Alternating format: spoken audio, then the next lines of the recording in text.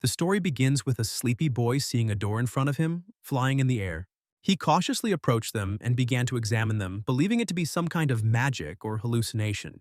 Realizing that there should be nothing behind it, the boy, with trembling hands, grabbed the doorknob, and without expecting it, he began to be abruptly sucked into an unknown place. Trying to resist, the boy held onto the ground with his hands.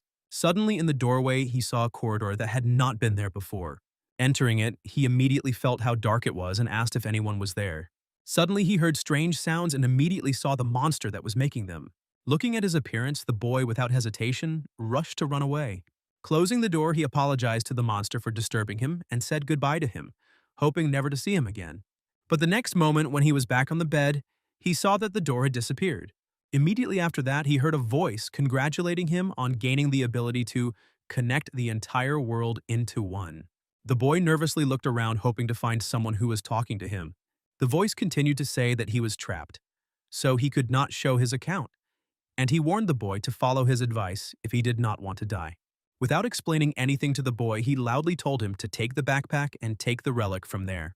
The boy did indeed find a cursed statue of the Spirit King there, which someone had specifically thrown at him to destroy him and take his soul. Throwing the statuette away from him, the boy's memories of finding himself in the body of a schoolboy, Shen Ya, suddenly began to return. The boy gradually regained memories of his soul being burned by the statue. In his past life, he died due to rebirth, and his soul moved to another dimension and took over this body. And since he was not destroyed by the ancestral curse of the statuette, he will gain incredible power. After that, the voice told him to knock on the gate again, and after his words, the statuette crumbled in the boy's hands.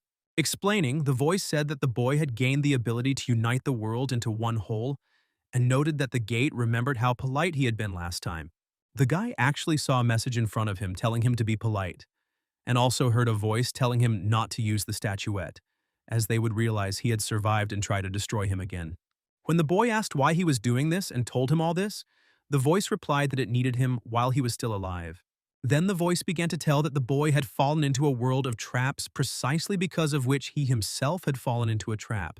The next moment the voice began to fade, but the boy heard that the man asked him to help get him out of there, and that he would give him a reward for it. Left alone, Shen Ya first decided to think things over, and only then enter the gate to verify the truth of the words. But in the end, he still decided to go back through the gate, trying not to worry because that monster was still there. The guy hoped that he would be able to conclude a treaty with him and together confront the enemies. But when he re-entered the gate and saw the size of the monster, his confidence abruptly vanished. Trying not to show his fear, the guy continued to be polite and introduced himself. The skeleton continued to stare at him silently, making sounds again. Meanwhile, the boy continued to talk politely to him. But the next moment, the boy realized that the monster was unfriendly as he barely survived, barely having time to move back. Shen Ya was very shocked and frightened by the monster's power. Meanwhile, he was getting closer and closer to him. Trying to stay away from the skeleton, the man stumbled and fell back onto the bed. Realizing that the gray title he had obtained through politeness was not working, he became angry. But the next message that the title could be obtained once a day and he had already used up his attempt irritated him even more. Remembering the words that death could come to him at any moment, Shen Ya resolutely set out to enter the gate again. And remembering his salesman skills, the guy tried to be polite again. But in response, the skeleton was still aggressive. Realizing that his words had no effect on the monster, the boy gave up his attempts. And already telling the truth that he wouldn't be able to devour him since he was in two worlds, Shen Ya suggested that he just talk to him. The skeleton, still continuing to glare at the boy, calmed down a little. But the boy, seeing that he was about to leave, asked him not to do so. Suddenly, he saw that the skeleton was injured and missing several bones. Realizing this, he said that people have special pills to make bones grow back. And for the first time in all that time, the skeleton spoke to the boy and confirmed his words. Still using his salesman skills, the guy took out his phone and showed off pills that would improve the condition of his bones. And trying to stay alive, the guy suggested that he get better supplements so that they could become friends. Not receiving any answer from the skeleton, the boy decided to ask again. But instead of agreeing, he saw the skeleton again about to destroy him. Holding onto the door, the boy realized he needed to think of something else. Suddenly, he saw the contract in front of him and saw a message that he was able to sign the contract. Not expecting that he would succeed, Shen Ya was very surprised. After reading who exactly he had signed the contract with, the guy was surprised by the unusual name. The skeleton talked about how it would be an equal exchange and he hoped it would help him regain his strength. Continuing to look at the contract, Shen Ya decided to sign it. Seeing that he was called a man who had overcome the curse of evil spirits and who could travel between two worlds, the boy was overjoyed, not expecting that it all concerned him. And as soon as he signed it, he heard a voice saying that the contract had been signed. Meanwhile, in one of the houses, parents tried to surround their son Shen Ya with care after the hospital. For a boy who had been an orphan his entire past life, it was unusual for someone to care about him. Suddenly, they all heard a knock on the door. It turned out to be the police who came to them regarding the Shen Yi case. But before that, the policemen expressed their joy that the boy had managed to recover. The words about Shen Ya made the boy very angry. After all, he knew that in reality Shen Ya was killed by a family curse. The guy was upset that someone who encounters something like this can't do anything and just follows their fate. The police did not respond to his words. But in the end, one of them decided to back up his words and said that he had information for him. He said that the hospital would be temporarily closed, and there would be no more similar cases and victims. Meanwhile, Shen Ya couldn't help but notice his shoulder straps, seeing that he was a captain at such a young age. At that moment, the policeman tried to calm him down, saying that he was still a schoolboy and that he hardly had any enemies. After talking to the guy, the police said it was time for them to leave. Seeing their fear, he realized that the Spirit King was so powerful that neither the police nor the government could do anything. But remembering that he was a simple schoolboy, he did not understand who had thought of sending such a curse upon him. Suddenly, he saw the captain in front of him, who still hadn't left. So he asked if something had happened. Without answering his question, the policeman silently handed him his business card. And finally, he said that if anything went wrong, he could call him. Shen Ya looked at the captain silently, holding his business card in his hands. Sitting on the sofa, the guy believed that there were still good people left in the police force, but he didn't know if he could be trusted and if he could help him in any way. And besides, everyone knows he's alive, so the killer definitely won't give up yet.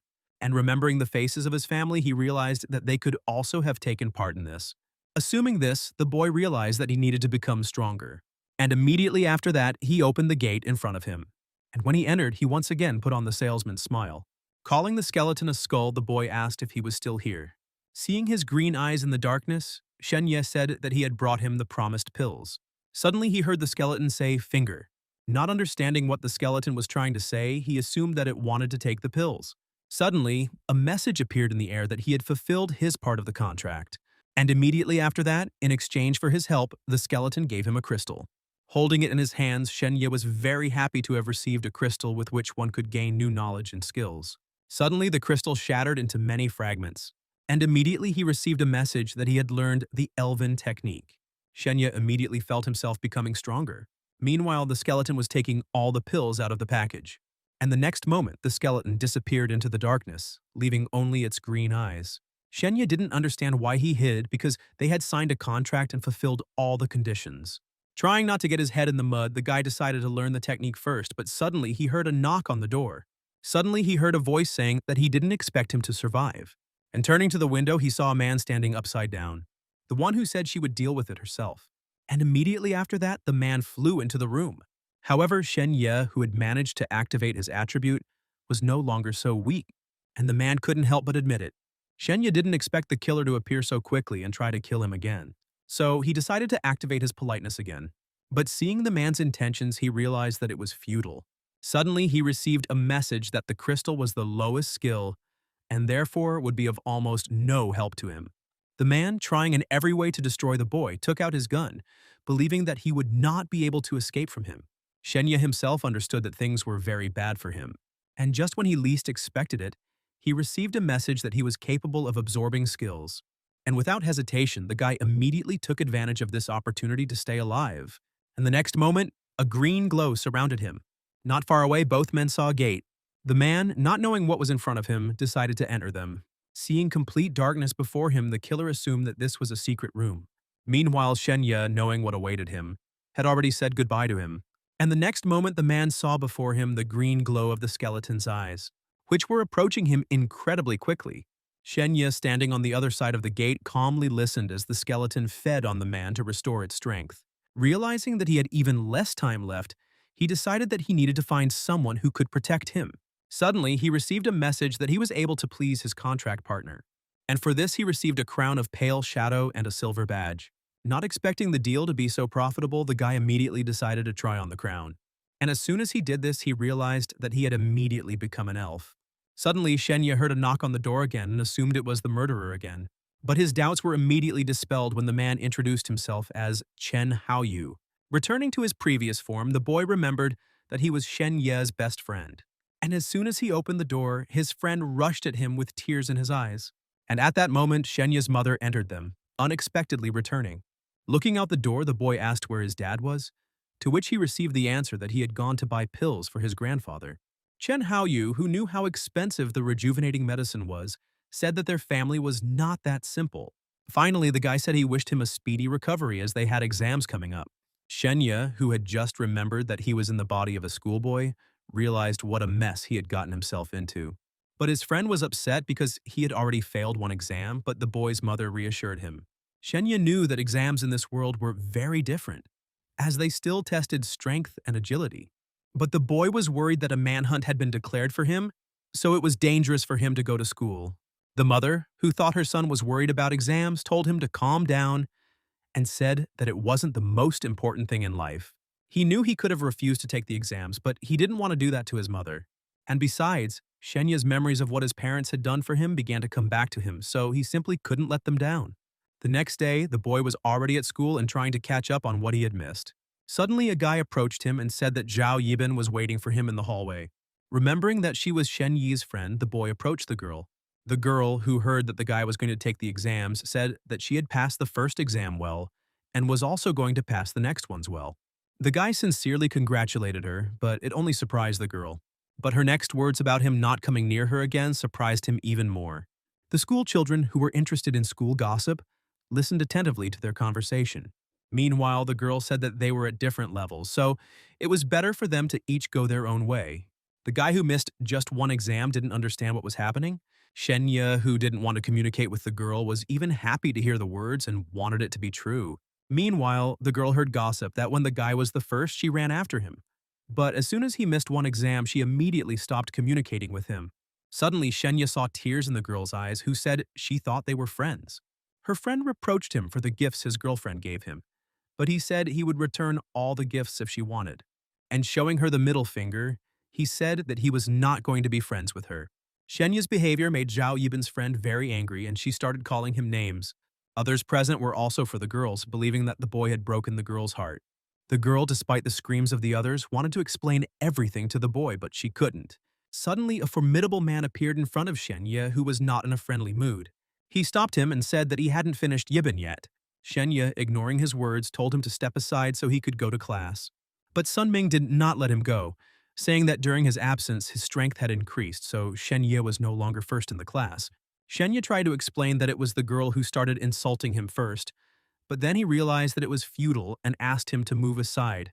But realizing that he wouldn't be allowed to leave, the guy eventually apologized to the girl. He told the girl that she could take as much of it as she wanted and everything would be as she wanted. And with these words, he ran in the opposite direction, leaving the surprised girls and the boy behind. Everyone else was surprised to see tears in the boy's eyes, assuming he was very sick. Yibin tried to stop the guy, saying that she didn't want to force him, and said that it was all because of Sun Min. Realizing that the girl was now offended by him, the guy decided to teach Shen Ya a lesson at all costs. So when he caught up with him, he tried to punch him. But the boy abruptly turned upside down, intercepting the hand. The school children watched them silently with their mouths open. While Sun Ming was trying to get his bearings, a kick flew in his direction. Now everyone has started actively discussing Shen Ya's incredible speed. Looking at them, Shen Ya asked what they needed since he had already apologized. Suddenly, they were stopped by one of the teachers, who ordered them to prepare for the exams. The students, upset by the unfinished fight, were forced to go to class. But in the end, Sun Ming turned to Shen Ya and said that they weren't finished yet. After a while, during a warm-up, Shen Ya was approached by his best friend. He suggested that he go to the comic book store because their turn wouldn't come soon. Hearing his words, the guy remembered that he had forgotten to take the note, so, citing the fact that his stomach hurt, he asked him to take his turn. After some time at school, the boy approached the toilet. As it turned out, he had been watched all this time by a murderer who was waiting for the right opportunity. In his hand was a pen enveloped in a purple glow. But when he went inside, he saw that all the booths were empty, and he didn't understand where the guy could have gone. Meanwhile, Shen Ya tried on the elf crown again. He wanted to meet the skull, so he opened the gate in the corridor in which he saw the killer's gun. Seeing that it was loaded, the guy decided that it would be a good means of self-defense. Even though he didn't find the skull, he knew it was time for him to leave. So he was about to leave, but suddenly he heard a sound. The voice said that it could do nothing for him now, so in the end it decided to give him a gift. And immediately after his words, the guy teleported to another place. After a while, Shen Ya saw that he was in the forest.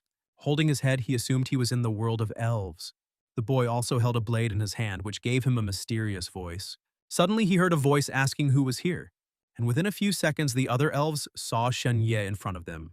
But the elves were not surprised by his appearance, but on the contrary, they called him Phelan and asked where he had disappeared to because they needed to complete a task. After apologizing, Shen Ya noticed that they also had crowns of pale shadow and realized that they were also fake elves. Shen Ya replied that he was ready to destroy the head of the elven tribe and at the same time wanted to fix his crown. But the shouts of other men stopped him, telling him not to touch her. One of them said that he should not even dare touch the crown because then their true faces would be exposed and they would be destroyed. Realizing where he had ended up, he assumed that the skeleton itself had previously been Phelan, but now it was him. Realizing that they already had to go to the settlement to the elves, one of the men told Phelan to hurry. Shen Ya, despite his strength, could barely keep up with the elves who were running very fast. And when it got dark, the elves finally reached them. But to enter, they needed to show their orders. But what surprised Phelan the most was that he was the one who had to kill the leader. With a nervous smile on his face, he pointed at himself and asked if he really had to do this. The men, seeing the fear and doubt on his face, tensed up greatly. Realizing that he had no other choice, Phelan drew his blade and confirmed his intent to kill. Because he understood that if he refused, they would simply destroy him. Shen Ya, along with the others, approached the gate and thought about how the skull had deliberately given him the crown so that he would kill the head. Meanwhile, one of the elves ordered them to show the orders so he could pass. And when he was sure of their identities, he was going to lead them to the head. In front of them, the men saw a forest with a path made of planks in the middle. Alongside them, as they walked, they saw many elves with their children. And after a while, the elf led them to the door and said that the chief already knew about their visit. Shen Ya, hearing that he was told to leave and that they would wait for him, realized that he would not be allowed to escape. The guy didn't understand how he could get into such trouble, but on the other hand, if he completed the mission, he would gain supernatural power. So, without hesitation, he opened the door and stepped inside, letting the moonlight into the room. In front of him, he saw the head of the elves who, without even turning around, continued to read a book. But eventually he got distracted and said he was glad to see a soldier from the front lines. Since the gates through which one could travel had the ability to characterize characters, he immediately saw how much had been written about the elven leader. And looking at his description, he saw only one attribute: polite person. Realizing that even the 3 men who were with him did not dare to kill him, he realized that he would not be able to do it either. Continuing to shake with fear, he promised himself that he would never forget this vile act from the skull. Meanwhile, the elf leader thanked the soldier for his work and told him he could rest. Taking the chance to teleport to another location using the gate, he did just that. And in a moment, he found himself at a festive banquet among other elves. There were people at the banquets discussing their goals. As he bit into his food, Shen Ya realized that if he did nothing further, it would lead to inevitable death. Suddenly, a girl unexpectedly approached him and asked him to dance. The girl said that it was a great honor for her to dance with a frontline hero. Chen Haou would have danced with her all his life, but he understood that his accomplices would not let him do it. After the dance, the girl tried in every way to get the guy talking. And finally, only after the dance did the girl introduce herself to Lenny. And as a thank you for the dance, the girl decided to immediately give him a gift. And she did it right away, saying that he danced quite well. Suddenly, the elf gathered at the table and decided to show everyone a trick. He said that he was human, so he would be able to change his form and appearance. The elves, who had never seen humans before, were intrigued by his words, but his accomplices were not very happy with this turn of events, not understanding what Phelan was doing. He told everyone to watch and at the same time removed the crown from his head. He threw it straight towards Lenny, who was staring at him in fascination. All the elves were delighted with the boy's trick. And right after that, the guy said that he could always become a human when he took off his crown. And pointing to his accomplices, he said that they could also do such a trick if they also removed the crown. But he added that if they removed the crown, they would become not human but evil spirits. In an instant, the smile on the elves' faces disappeared and they looked aggressively at the boys. And the very next moment, spears were pointed in their direction, threatening to remove the crown. Meanwhile, the boy was already opening his gate to leave the elves, who didn't want it so much. While the elves' hands tried to hold him back, Shen Ya said goodbye to Ms. Lenny. And the next moment, there was emptiness in the boy's place, which again surprised the elves. But the most upset was Mrs. Lenny, who really enjoyed spending time with the boy. Meanwhile, the evil spirit was already bound by vines and could not get out. Suddenly, an unknown force pulled them even further into the vines. He said it was ironic because they didn't expect the person to work for two parties. One of the evil spirits tried to deceive again, saying that it was not true, and they even had orders. But the next moment, the crown was removed from his head and his true nature was revealed. The head immediately guessed that the crown had concealment magic, so he couldn't help but admit that it was brilliant. And even though Shen Ya wasn't around, he said he owed him. Everyone turned in the direction the leader was looking, but they saw no one there. Meanwhile, the boy in the hallway tried to catch his breath, realizing that he should be more careful. Suddenly, the boy saw a skeleton he had never expected to meet again. Shen Ya immediately started yelling at him that while he was barely surviving there, he was banking here. The skeleton, who was surprised that he was still alive, spoke to him in human language for the first time, thereby making it clear that he had understood him perfectly all this time. The skeleton tried to ask the boy how he managed to survive, but the boy had no intention of doing so. Showing his middle finger, he read the message that the contracting partners party wanted to give him a gift. But this angered the guy even more, who wasn't going to sell himself to him. The skeleton, giving the boy a crystal of terrible imitation, said that if he had gone instead of him, he would have already died. Hearing how useful and valuable this crystal was, the boy decided to forgive the skeleton. But for the first and last time. Suddenly, the skeleton found itself on a broken throne, surrounded by a purple glow. At the same time, 3 different things flew towards the boy, from which he had to choose one. The skeleton said he could choose any talent and appropriate it for himself. Dark Whisper is used to ask or call upon the dead who may have something to say. The holy skeleton body will help avoid death, but only for a while. Reviving the dead can bring anyone back to life. Looking at them all, the boy analyzed which one would be most useful to him. And grabbing the green crystal, he realized that only by possessing information could he destroy the enemy. And at that moment, the purple glow in the room changed to green. The skeleton was genuinely surprised by the guy's choice. After all, in his memory, none of them chose the first subject, only the third. And now it's time to tell exactly how he managed to survive. After hearing the story, the skeleton said that the elf should have been the primary victim. And when he learned that the 3 evil ones were now in the captivity of the elves, he realized that they would threaten him and realized that this was his last chance. And with these words, he left the surprised boy without explaining anything. Shen Ya, trying not to clutter his head with other people's problems, decided to deal with his own first. And without expecting it, he received the attribute independence. Seeing that it was already green quality, the boy was delighted. At the same time, a bracelet appeared on his arm, given to him by Lenny, which will increase his intelligence.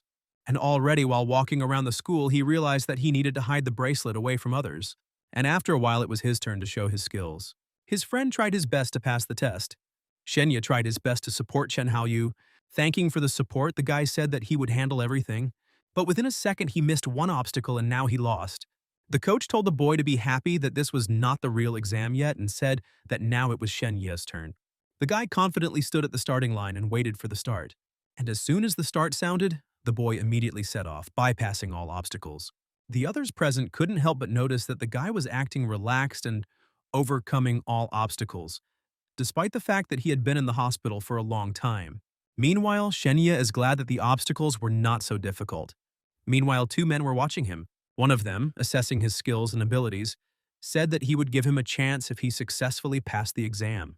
Meanwhile, the guy had already completed and passed all the obstacles. Even the coach was moved, since the boy's result was the highest, and he himself felt sorry that the boy had missed the first exam. His friend offered him something to eat, but before that, Shen Ya suggested he go wash up. Meanwhile, the guy decided to go to the library to better prepare for the exams, but the amount of information gave him a headache. Suddenly, a kick scattered all his books and lifted Shen Yi's desk into the air. Upon seeing Sun Ming, the boy asked him if Xiao Yin had told him to come to her. Hearing the question, the guy angrily told him not to even dare say her name. And in the presence of other school children, the boy suggested that he test his strength. Shen Ya, having activated the independence skill, easily agreed to his proposal. Everyone else watched the unfolding events in amazement. Meanwhile, the boy activated the skills available to him. One of the school children, thinking that the boy would run away, began to hold him, while Sun Ming was running at him with a fist. And after a few seconds, the fist crashed straight into Shen Yi's stomach. But in a moment, Sun Ming himself withdrew his hand and could not hold back his screams of pain. While everyone was in shock, Shen Ya took the boy's hands that were holding him. After that, he threw him to the floor and punched him in the face. All the school children nervously watched the unfolding events. At this moment, Shen Ya became more afraid than Sun Ming. Meanwhile, Sun Ming sat on the floor, writhing in pain, cursing Shen Ya. And when the boy grabbed him by the collar, he apologized to him in return. Shen Ya hated him for humiliating and beating others there, thereby destroying their future. Therefore, pushing him away a few meters, he said that it was not so easy to get his forgiveness.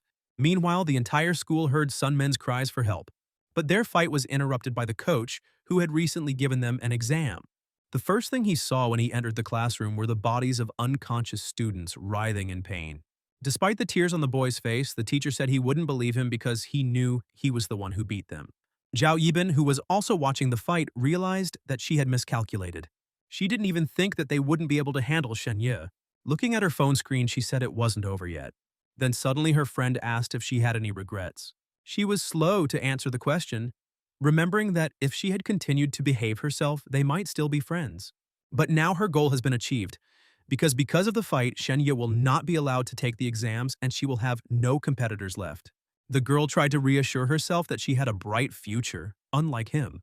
And in the end, she answered her friend's question by saying that she had no idea what a scoundrel Shen Ya was.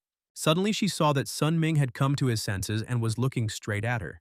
Looking at the way he continued to look at her, the girl assumed that he wanted to drag her into all this as well. So she mentally told him to shut up and not open his mouth. The girl continued to look at him while he was being taken to the hospital. And immediately after that, she ran away in tears and screamed that she would call the police for what Shen Ya had done to Sun Ming. While the teacher was trying to resolve the situation without the police, the boy already guessed that the girl had made it all up so that others would hate him. After that, Teacher Jiang ordered everyone to leave and Shen Ya told him to follow him. Meanwhile, the school principal was talking to Qian about how he should turn his attention to the other participants. Suddenly, a teacher came running up to them and told them about the fight, which didn't interest the principal at all. Not getting the desired reaction, the teacher decided to show a video of the fight. And the next moment, both men were watching the video with interest. The police who did arrive at the school were also surprised after watching the video. Shen Ya, who knew that something like this would happen, took precautions in advance and turned on the camera, thereby providing himself with an alibi. But one of the police officers said that despite having the video, he would have to go with them. Then the teacher came to the boy's defense, saying that the boy had already failed one exam and asked the police not to take away his chance. While the policeman and the teacher argued, Shen Ya hoped that his body would be able to adapt to the sudden changes in characteristics. At that moment, the principal entered the room and said that it was a good thing the boy had recorded the video, because he would have already been expelled from school. Suddenly, Mr. Chen joined the conversation, praising the boy and saying that these guys were not on his level. The man, after watching the video, realized that the guy didn't even try and use all his strength because he was afraid of killing them, and said that this was enough to get his letter of recommendation. So he said he wanted to discuss something with him and handed him his business card from the martial arts company of which he was the director. It was an organization that possessed the inheritance of various martial arts knowledge and also owned the ownership and copyright of martial arts secrets. In simple words, the guy will rise from the mud to the top and go to heaven. And looking at the man standing right in front of him, it seemed that he had no weaknesses at all. The man decided to ask the guys what specific scores he had. Thinking that this man was really strong and that perhaps the killers would get away with him, he said that his score was 5. This information surprised even the principal and teacher. Hearing the score, the man was pleased with what he heard, and so he said that thanks to a good test, he would receive his letter of recommendation, and he also offered to join their company, but for that he had to pass the test again. And when Shen Yi happily agreed, the man was about to leave and said that he didn't care about the investigation and the test would be conducted at a time convenient for him. But in the end, Mr. Qian decided to inquire about his spiritual powers. Shen Ya, realizing that he couldn't be the best at everything, said that his score was 3. The gentleman even dropped his cigarette in surprise, but his entire face did not change. The director, like everyone else, couldn't remember that Shen Yi was some kind of genius, so they couldn't believe his words. The man immediately asked the boy to demonstrate his strength by asking him to move the chair, and the next moment the boy easily controlled the chair in the air. While everyone, including the police, were looking at it in fascination, one of them said that it was a dead end. After all, seeing what he was capable of, he decided not to ruin the boy's future. This was helpful to the guy who could no longer hold the chair and put it back in place. Kyan was so delighted with the boy's skills that he even hugged him and started singing. The principal and the teacher immediately began praising his singing. Ignoring their praise, the man asked them to go outside to talk to Shen Ya alone. Continuing to smoke, the man asked what exactly was ideal for him. Hearing the guy's words that he was his ideal, the cigarette fell out of his mouth again. But the man asked him to tell him what the boy dreams of most, to which he replied that he wanted to never be weak. Saying that he was now the closest he could get to his dream, the man asked to harm him. Without thinking, Shen Ya immediately began to insult him with bad words, to which he nervously replied that he needed to insult him with force. Smiling nervously, the boy prepared to attack, but just one glance from Chen in his direction could make him freeze in place. The man explained that it was a type of magical art that could immobilize an attacker, and by learning it, he would be able to defend himself. But saying that wasn't all, he took out a gun and asked him to look carefully. The boy watched in excitement as the man brought the gun closer to his head, and a moment later a loud shot rang out. But to his surprise, the bullet was unable to penetrate his body because he was using a magical art that could withstand various types of weapons. And now the man did not hesitate and resolutely invited the boy to join their hidden dragon plan. And he said that he could study at the best schools that require passing special exams and access to which is only available to clans, because they are monopolized by clans. Kine explained that clans are those who inherited knowledge, sacred instruments, and universities from the ancient gods. After learning this information, he assumed that Shen Yi's grandfather belonged to one of the clans. The man said that he guaranteed that he would enter school even if he failed all the exams. And if he can enter school, he will receive support and all the necessary resources. And when he is no longer able to develop further, he will be respected and welcomed into the organization. Realizing that in this world strength is the highest of all, he agreed to Qian's proposal. After receiving his consent, the man asked to sign the documents and put his fingerprint. Remembering that teachers always emphasize the possibilities of strength in lessons, he realized that they were right, since such people can change the universe. And finally, the man asked the boy to think again, as other organizations might offer him to join them. But the boy had already made a decision, which pleased the man who needed his parents' permission. And after that, Mr. Qian said goodbye to the boy because he needed to hurry so that other organizations wouldn't intercept him. And looking at him, he said that after signing the contract, he would return to him. And at that moment, a noticeable whirlwind appeared in the room and the man disappeared into it. All this time, the principal and teacher nervously waited for the conversation to end next to them.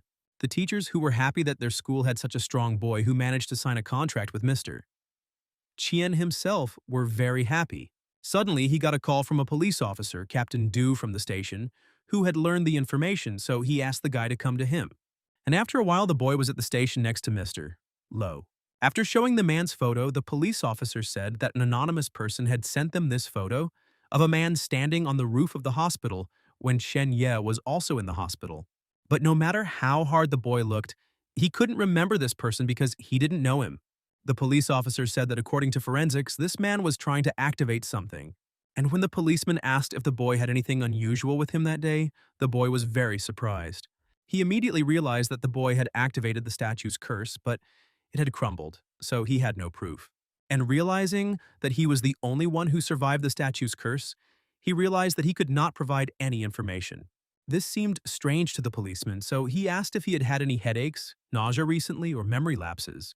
Realizing that the man knew something, the boy replied flatly that nothing like this had ever happened to him.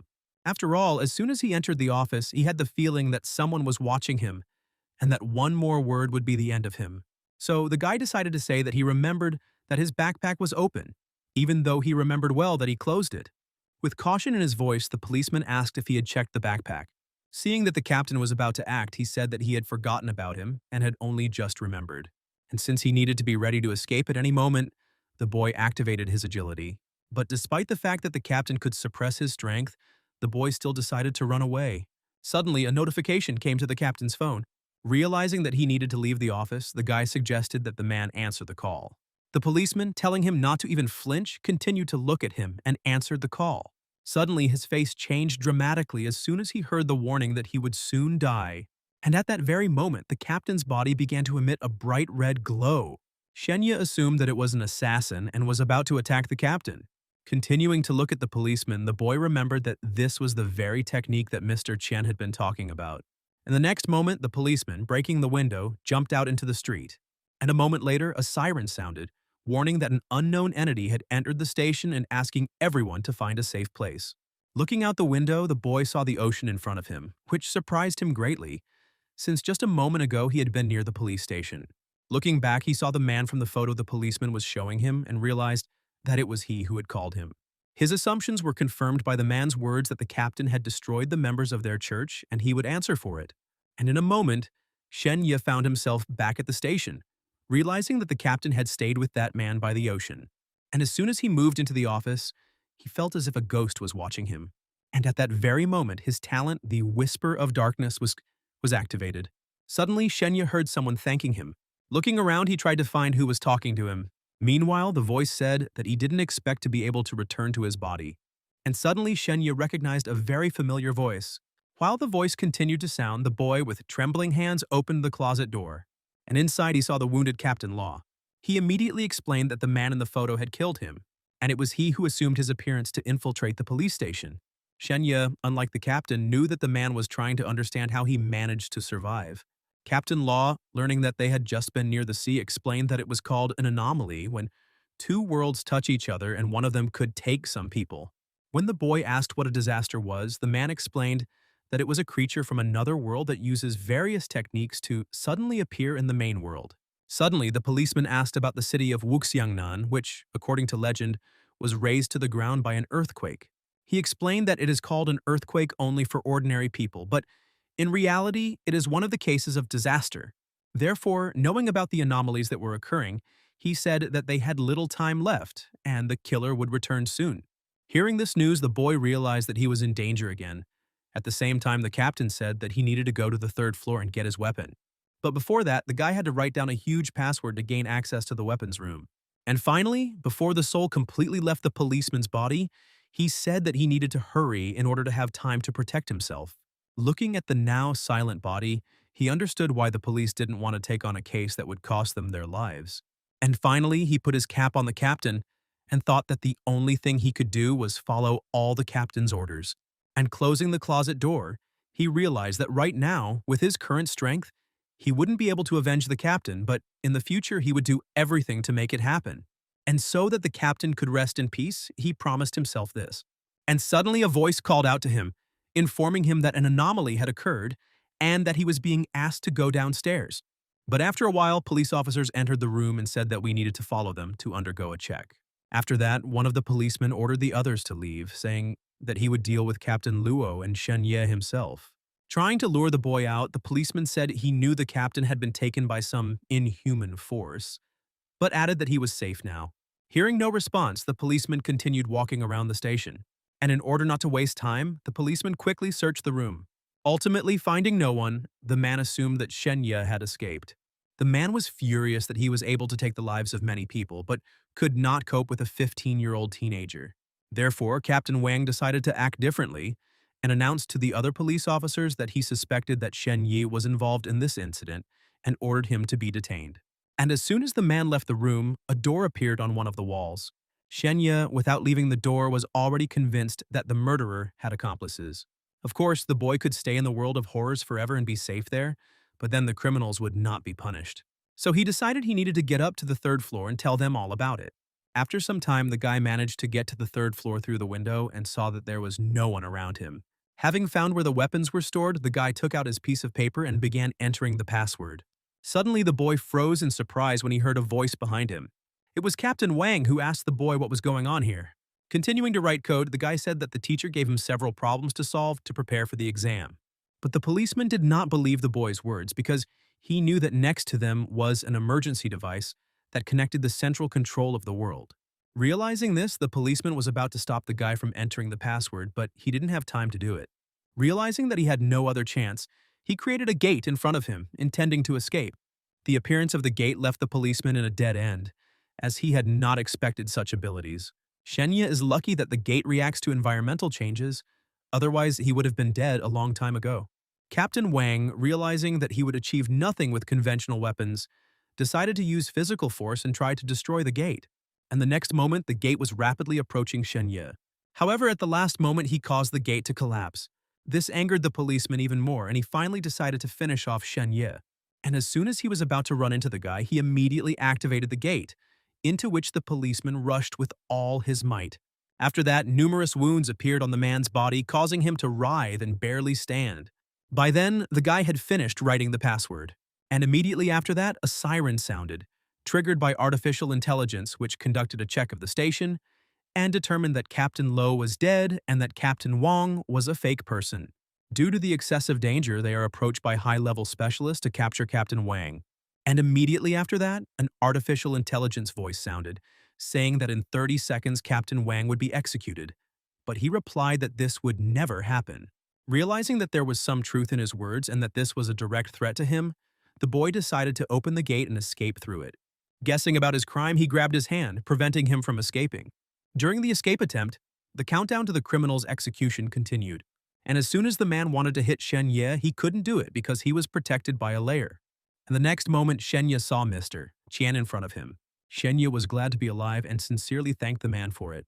And already being in another office, the man said that he could take care of everything, but he had to tell the truth about the password, that it had come to him from Captain Law. Upon hearing how the boy learned the password, Mr. Qian said that the captain guessed that he was being pursued by an organization that was causing anomalies. Hearing this news, the boy felt even more sorry for the captain. Mr. Qian, lighting a cigarette, said that he was also sorry as he had known him for some time and knew how he upheld justice, which was what ruined him. And he immediately added that he was lucky to stay alive because the hired killer almost killed him. Shen Ya, knowing how skilled the killer was, understood that this man was rich. But the men did not understand why they needed a 15-year-old schoolboy. Then Shen Ya asked about Kunlun and why he didn't ask him to help. Holding a cigarette, he explained that it was an intelligent government system that only worked when a person entered a password. And the man immediately explained that Captain Law had not asked him for help because he was unaware of the problems with the weapons. He then added that Captain Law's hand, which was his weapon, was infected with a virus, which made it impossible to launch. But as soon as Captain Law died, everything returned to normal. After that, he said that Shen Ya was now part of their team and he would like to teach him a lesson today. And this lesson was that you should always be careful with people, because they can turn out to be real monsters. Shen Ya said he would never forget it. And finally, after putting out his cigarette, Mr. Qian said that he had already arranged to meet his parents and that they were waiting for them. And as they were walking down the corridor, the guy asked what would happen to the people who remained in the anomaly, to which the man replied that more professional people would deal with them. And he argued his refusal to participate in this case by saying that he saw that the man had turned into a monster when he came out of the anomaly, but his appearance was fine. Suddenly, Mr. Chen stopped, remembering Captain Luo's name. He called one person and asked them to check Captain Luo's relationship with the girl Xiao Mengyu. And as soon as he received the information he needed, surprise and fear immediately appeared on his face. Looking at the man's reaction, the guy realized that this girl, who was unknown to him, was somehow connected to Captain Law. After a while, they all met together with Shen Ya's parents and started talking about agreeing to the contract. And after asking Mr. Chen to leave them alone to discuss the decision, the parents admitted that they belonged to a family from one of the clans. Shen Ya had guessed from the very beginning that the Shen family had ancient artifacts and was not as simple as it seemed. The mother explained that one day his father lost his strength, so he left the family. And the reason for their quarrel with his grandfather was that he had already arranged an engagement for him when he was dating his mother. The father explained that his abilities already exceed those of ordinary people and that if he asks, his grandfather will definitely accept him and he will be able to use the best artifacts and all available resources. And saying that whatever choice he makes, they support him. But adding that if he chooses to join the organization, he will never be able to access family artifacts and heirlooms. Hearing this shocking news, the boy was very upset. And to his parents' surprise, the boy still decided to join the organization, thereby giving up a carefree life. After all, Shen Ya didn't want his parents to ask him anything and believed that he could handle it if his father could handle it too. Having made this decision, the boy decided to call Mr. Qian. After hearing the story, he remembered how they had visited that family several times, where only a few people were happy while others looked at them with hostility. But the only happy moments back then were playing with his friends. And within a few minutes, Mr. Qian congratulated the boy and his parents on the successful signing of the contract.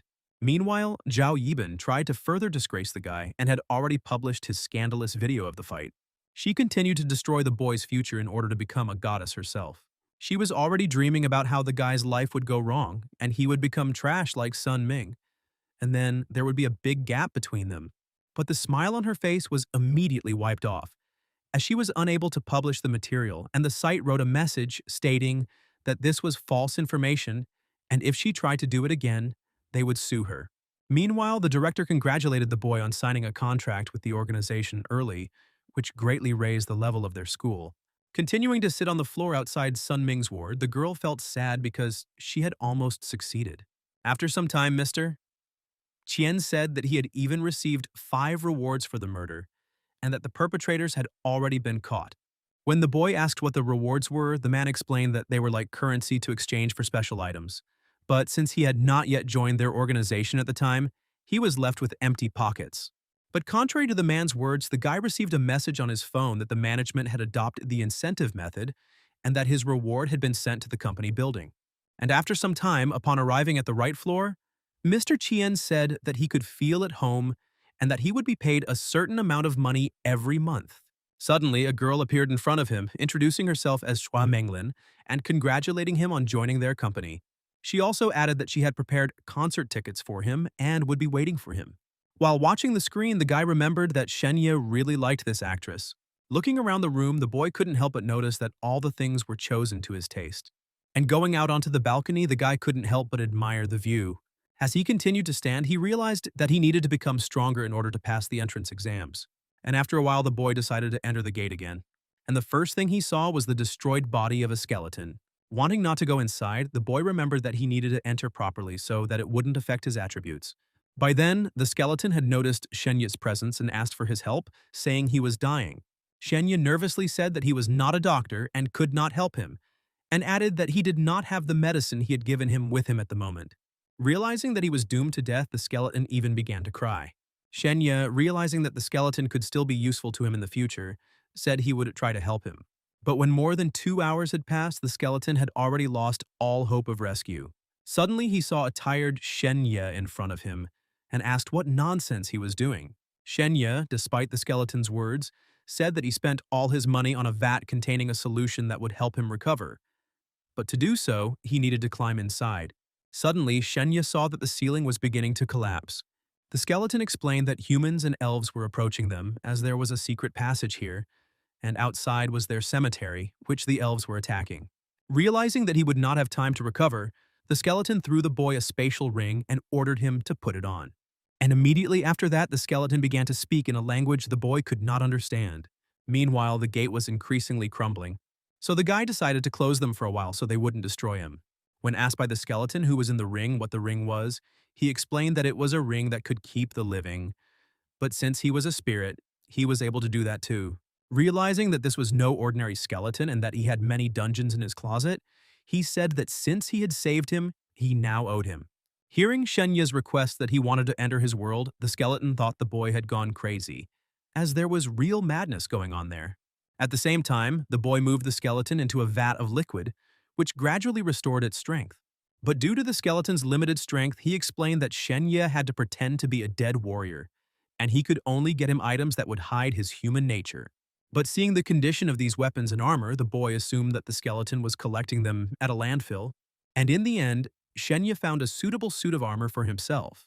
To complete the image, the skeleton ordered him to wear a mask, and he explained that this was so that others would not be able to accurately find out his true identity. And now the boy looked like a real dead warrior. And when the boy was about to leave, the skeleton shouted that he shouldn't even dare to die, because if the ring on his hand was stolen, he would be caught immediately. Shen Ya, leaving the skeleton, said that he would try not to die, but the skeleton no longer heard his words. And when he entered the corridor again, he saw how everything around him had been destroyed. Remembering how he had received the sword from the elves last time, he realized that now it would be very useful for protection. Trying to make his way further, the boy wearily passed all the landslides, and the next thing he saw were several spears being aimed in his direction.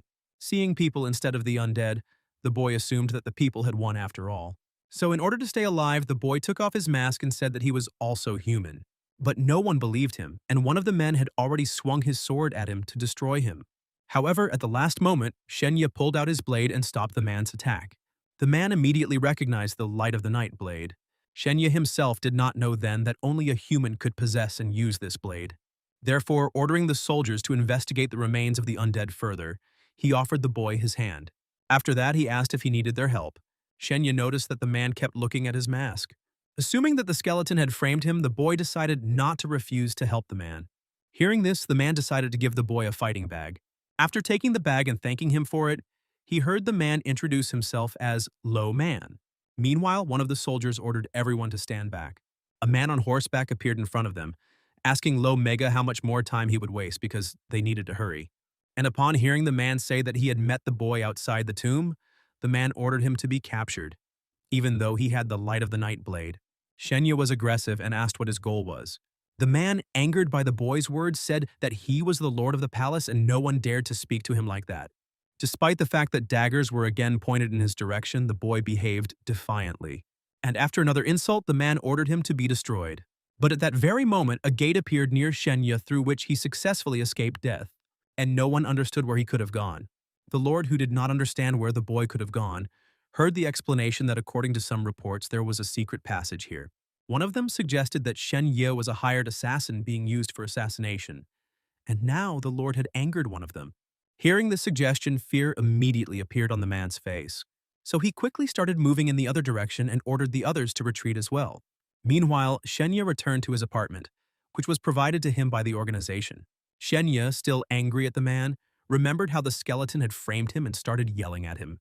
Suddenly, the boy received a message that he had regained independence, and that if he gained it a third time, it would unlock access to hidden skills. And now he was wondering how he could do it. Shen Ya nervously began to recall in detail all the events when he received the independence skill and what he did to achieve it. And suddenly he was informed that a relative of Captain Law had come to see him. When Xiao Manui introduced herself as Captain Luo's sister, Shen Ya immediately saw that her name was Great Swordswoman. Noticing that he had never seen such an assessment, he assumed that Mr. Qian was talking about this girl when he was on the phone. Shaking hands, the girl said that she knew that her brother had tracked down his killer and that his colleagues had broken his weapon, which was why he died. And then the girl coldly and indifferently added that she had destroyed them. Hearing that this girl was able to handle people who were treated by highly qualified specialists, the guy walked away from her in fear. The girl then continued to talk about how her brother was a person with disabilities, and she hoped he would find a job and start a family. Shen Ya, listening to this story, did not understand what kind of limitations the girl was talking about. The girl, looking at the boy's surprised face, asked why if others could insult him, why couldn't she? Shen Ya waved his hands in protest, saying that it was her business, and asked if she would be arrested for it. Remembering that the guy was from an aristocratic family but had never lived there, she explained that their family was also aristocratic, so no one could do or say anything to her. After that, the girl continued to say that the killer didn't even know who exactly and which family member he killed. Later, the girl explained that she had come to him to ask if he had any suspicions about who had tried to kill him, because she also wanted to deal with him. Shen Ya, not understanding why she needed this since she had already avenged her brother's death, said he had no leads. Taking out the sword, the girl said that this was not enough for her, and that in addition to the murderers, she also wanted to kill the customers. After that, the sky was filled with a purple glow and a black crack appeared in the middle of the sky. Shen Ya, looking at the crack, could not believe that the girl was able to make this sword, which he did not even notice at first. Seeing the boy's hesitation, the girl told him to think about it and remind him that since he was from an aristocratic family and could have many enemies, she added that he could always count on her. Shen Ya explained that their family had long ago severed all ties with the aristocracy, but said that he had heard strange sounds in the hospital. Hearing the boy's suggestion that someone might be eavesdropping on them, the girl was immediately surprised by the news she heard. Realizing that she needed more details, the girl said goodbye to the guy to meet with another person who might know more information. Suddenly, behind him, the boy heard Mr. Qian's voice saying that she had a scary blade. The man explained that she belonged to one of the most influential families, and she was also entering high school as Shen Ya. Shen Ya yawned indifferently, said that the most important thing was that she was on his side, and said goodbye to Mr. Qian, who said that he would hire teachers for him to prepare for the exams. Meanwhile, the boy in his room was thinking about how the aristocracy could rule the world, and it was no wonder that many would want to kill him. Therefore, he asked the skeleton for horror crystals to learn new techniques, since next time no one might save him. But the skeleton replied that his crystals would not work for him, as they were associated with unlife. Realizing that he would most likely learn the techniques upon admission, the guy was very disappointed because he didn't want to wait.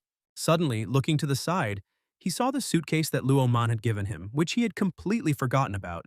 He immediately began checking to see if there was anything he needed, tossing aside the first aid kit and dry rations. And finally, a smile appeared on his face when he found the crystal of horrors inside. Shen Ya hoped that he would learn some good skill from him. But to the boy's great disappointment, he didn't get a skill, but something else altogether. But the guy wasn't even going to give up and decided to go to another world again to find something new.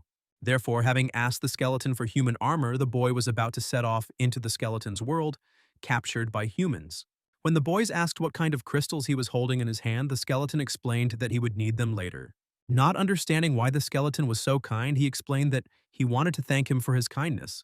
But when Shen Ya said that he didn't even intend to do it in the first place, the skeleton admitted that he wanted him to succeed and found him materials that would help him recover faster. And eventually, after some time, the boy found himself on the battlefield, where there were many wounded or already motionless bodies. At that time, the soldiers were searching among the dead for wounded soldiers to help them. Shen Ya calmly watched this, having hidden in advance. Realizing that the soldiers would still be on the battlefield for some time, he knew that he didn't need to take any risks, as he could be exposed. So he decided to use the dead bodies to find out more information. Therefore, approaching one of the giants, he activated the Whisper of Darkness. He asked him if he knew anything about this armor, but he said no. But the guy didn't give up, and after a while interviewed all the dead. And in the end, without receiving any information, the boy sat down on the ground, exhausted. He felt like he was looking for a needle in a haystack, and when he had already given up, he saw another body next to him. Not far from him lay the werewolf, which was his last chance. So he decided to ask if he had ever seen this armor or knew anything about it. To the boy's great surprise, the werewolf said that this armor belonged to a man who now only had one arm. And turning around, the boy saw a hand next to him and decided to use the Whisper of Darkness on it as well. And to his great surprise, the hand responded to his question. Pleased with this, the boy decided to ask about the armor again. The hand, unable to speak, pointed a finger at him right in front of him. And when the boy looked where the hand was pointing, he saw a single boot in front of him. But as soon as he got closer to it, he smelled a terrible stench that even made him cover his nose. Suddenly, he saw that there was something inside it and took it out. Emblem of the Dark Shadow allows you to use special weapons, or rather, transform a regular weapon into a special one. Shen Ya couldn't believe it, so he decided to check. And when he took out his sword, he really saw that it had changed a lot. Holding the sword in his hand, he saw that there was also a note in the shoe. And covering his nose with his hand, he read that this was a task from the Hand of the Shadow for which he could receive a reward. And trying to get a reward for telling the secrets of the undead, he decided to use the Shadow of Horrors crystal. But to their great surprise, none of the undead knew any secrets about themselves. And only now did Shen Ya realize how problematic this was. Suddenly, he heard the skeleton's voice again, saying that he could give him information. At this point, Shen Ya mentioned that he had his own undead, but asked if he was sure since it was about his own clan. Smiling at the boy's question, the skeleton said that he was offended by them, so he would tell some secrets. Shen Ya, upon hearing his words, remembered that it was indeed not easy for him to live among the undead. And in order not to become a suspect, the guy asked for the usual information and learned that the undead were using new components to improve their weapons. This information was not as valuable as the guy thought, since some high-ranking people know about it, but are not going to talk yet. Shen Ya was pleased that he would receive the award even without having done anything. Seeing a camp not far from him, he decided that he needed to go there because the task came from there. At that moment, the skeleton suggested that he pretend to be wounded so that he would be found. And only now did he learn that people's medicine is the best compared to others, and he also learned that it takes money. And the skeleton immediately added that the undead causes those who are almost dead to commit suicide. After all, to help the wounded undead, they need a certain spell and a sacrifice in the form of humans. But the problem for the boys was that he had no money at all, but suddenly the skeleton said he had money. Continuing to stand next to the giant, an idea came to Shen Ya. The skeleton, not understanding what the guy who had increased his strength was going to do, simply watched him. Shen Ya, not reacting to the skeleton's surprised voice, asked him to help him make a sound if he was unconscious.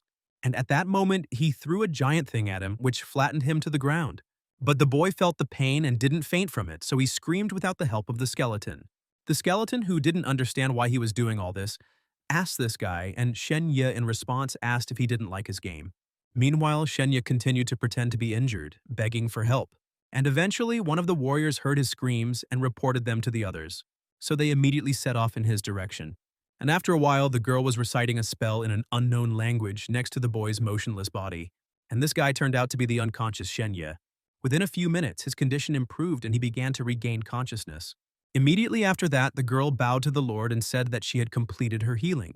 And after the boy came to his senses, a gentleman approached him and said that he was now safe and among people. The man introduced himself as Prince Lane and asked if the emblem on his shield really meant that he served Lord Lane. Shen Ya, continuing to pretend, said that he was glad that he had been found and added that the city was overrun with undead and people needed to be sent to help. After that, the elderly man took a crystal that contained a message for them, which Shen Ya was to deliver. And eventually they received a message that the Lord of Lane was asking for help, that someone send troops, and for this he would reward them generously. And upon hearing the true voice of the Lord, they realized that the boy was not lying. Prince Lane, realizing that the boy was one of his own, said that Lane was now completely defeated and that he had miraculously remained alive. Hearing the news, Shen Ya even had tears in his eyes. And after that, while continuing to lie, Shen Ya remembered his family who had stayed there, so the boy began to cry a lot. Prince Lane understood that the boy needed to rest because he had been through so much during this time, the death of his loved ones and the blow of the stone hammer. But upon hearing that the prince was going to send him to a safe place, the boy froze abruptly because he needed to convey information about the undead, and for this, he needed to stay here for a while. Therefore, to the prince's great surprise, Shen Ya asked to stay in the camp. And to make sure his reason was true, he said with anger on his face that he wanted to avenge the deaths of his loved ones and drive the undead out of Lane himself. At this moment, others present watched, sincerely believing his words. The words he heard surprised the prince even more and confirmed his thoughts that this boy was extremely brave and strong, despite his young age. And when the prince asked if he had any unusual skills, the boy quickly replied that he ran like no one else did. And intending to confirm his words, the boy, despite his fatigue, left the tent. And to the great surprise of the soldiers who remembered what the boy had been like a few hours ago, they saw the boy run swiftly past them. And at the end, trying to catch his breath, the boy asked again if he could stay in the camp. Even the others present asked the prince to let the boy stay with them. And suddenly one of the girls approached the guy and asked where he got this bracelet. Shen Ya replied that it was a gift from his elf girlfriend. The girl immediately touched the bracelet and spoke words in a language that was again incomprehensible to the boy. And suddenly, the silhouette of Lenny appeared in front of them, who didn't understand who was calling her until the girl introduced herself as a magister of the royal court, who asked how the boy could have an elven bracelet. Immediately after that, Shen Ya greeted the girl, asking how she was doing.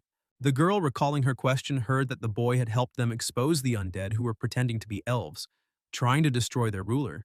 Hearing this, the girl let go of the guy's bracelet and said he would contact her later. After hearing what she heard, the girl also shared the prince's opinion and suggested that he send the boy to study in the empire. The prince, who knew that elves rarely valued humans so highly, immediately agreed to the girl's proposal. And when the prince finally asked his name to restore his documents, the boy didn't know what to say. So at that very moment, he grabbed his head, pretending to feel sick, and explaining that he couldn't remember anything. The elderly man, approaching the boy closer, assumed that the blow was so strong that the boy had a concussion which caused him to lose his memory. After that, the prince told the boy not to worry and said that they would meet him later. And immediately after that, the guy saw a message that he was able to improve his reputation and received a new nickname: the guy who survived adversity. But Shen Ya didn't like this nickname at all, and he thought about whether he could remove it. And immediately after that, he received the answer to his question. He could remove this surname by earning a new one, or becoming a hermit who everyone would forget about. But now everyone addresses him like that and he can't do anything about it.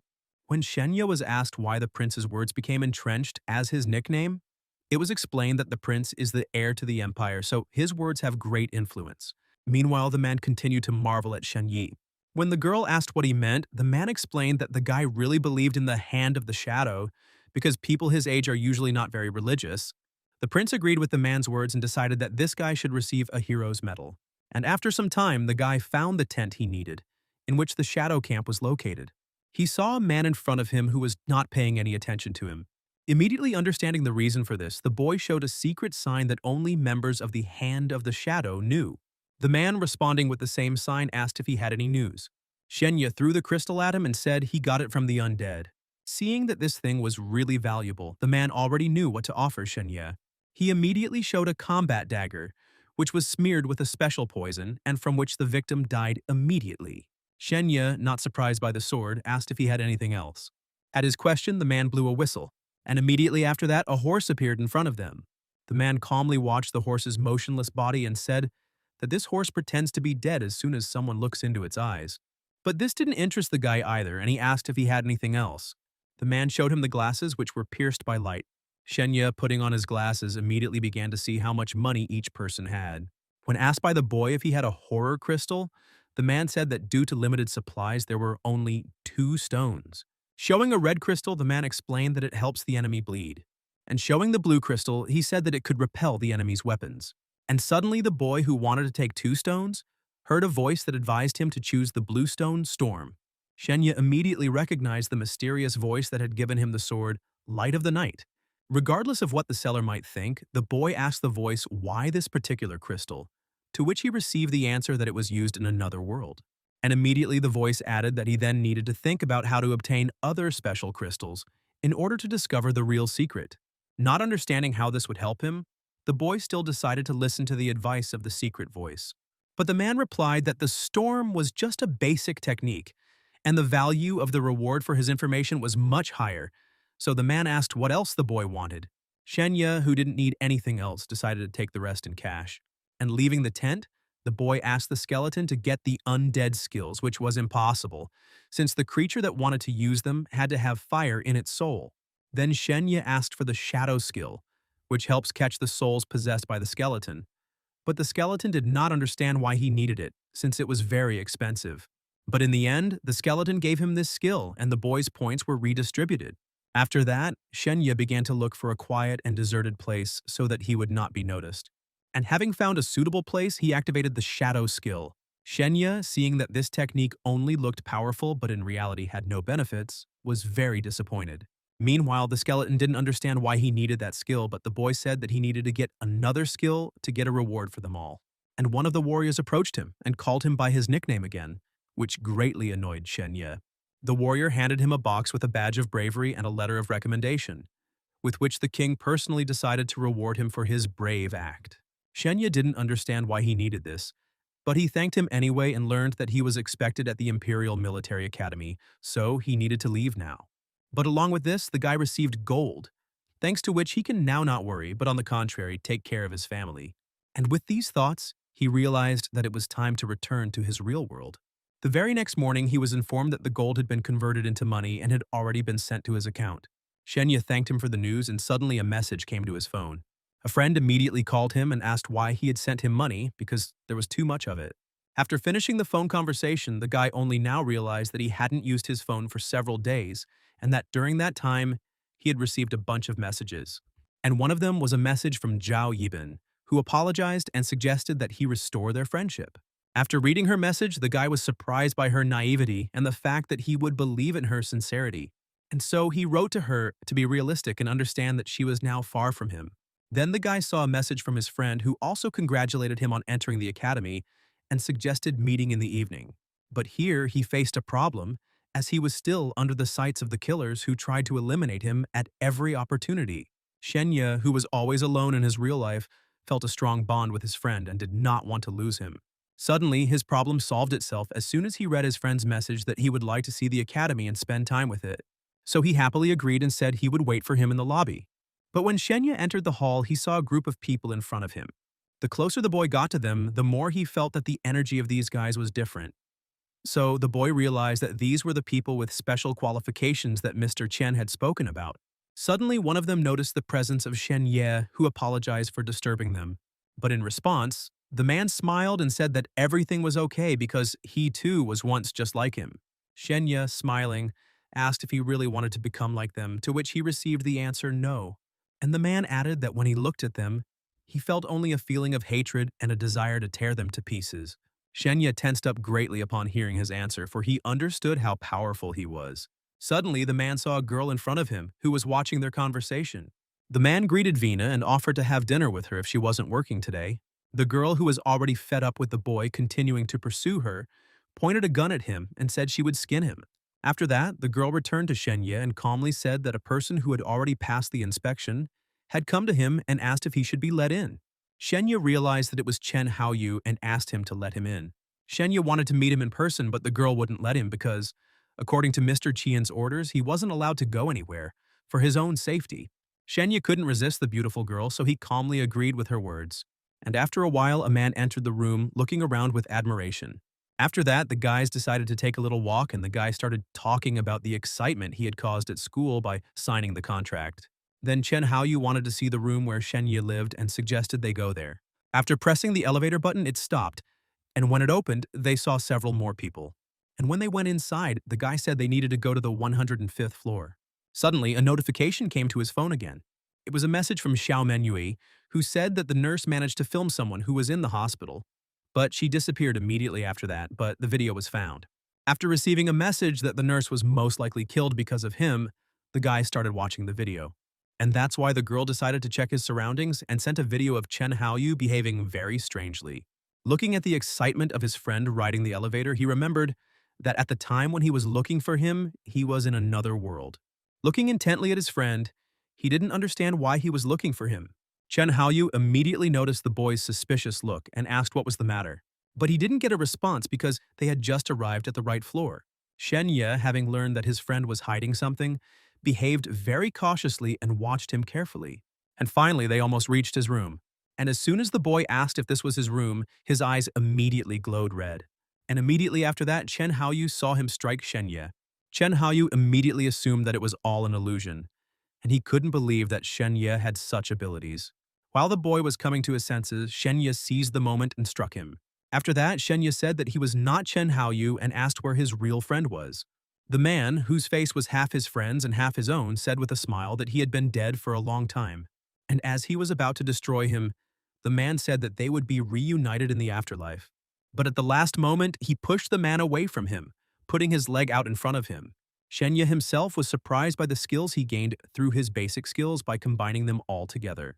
Shen Ya, having fired several shots, none of which hit the man, raised an alarm that would send highly qualified specialists rushing to his floor.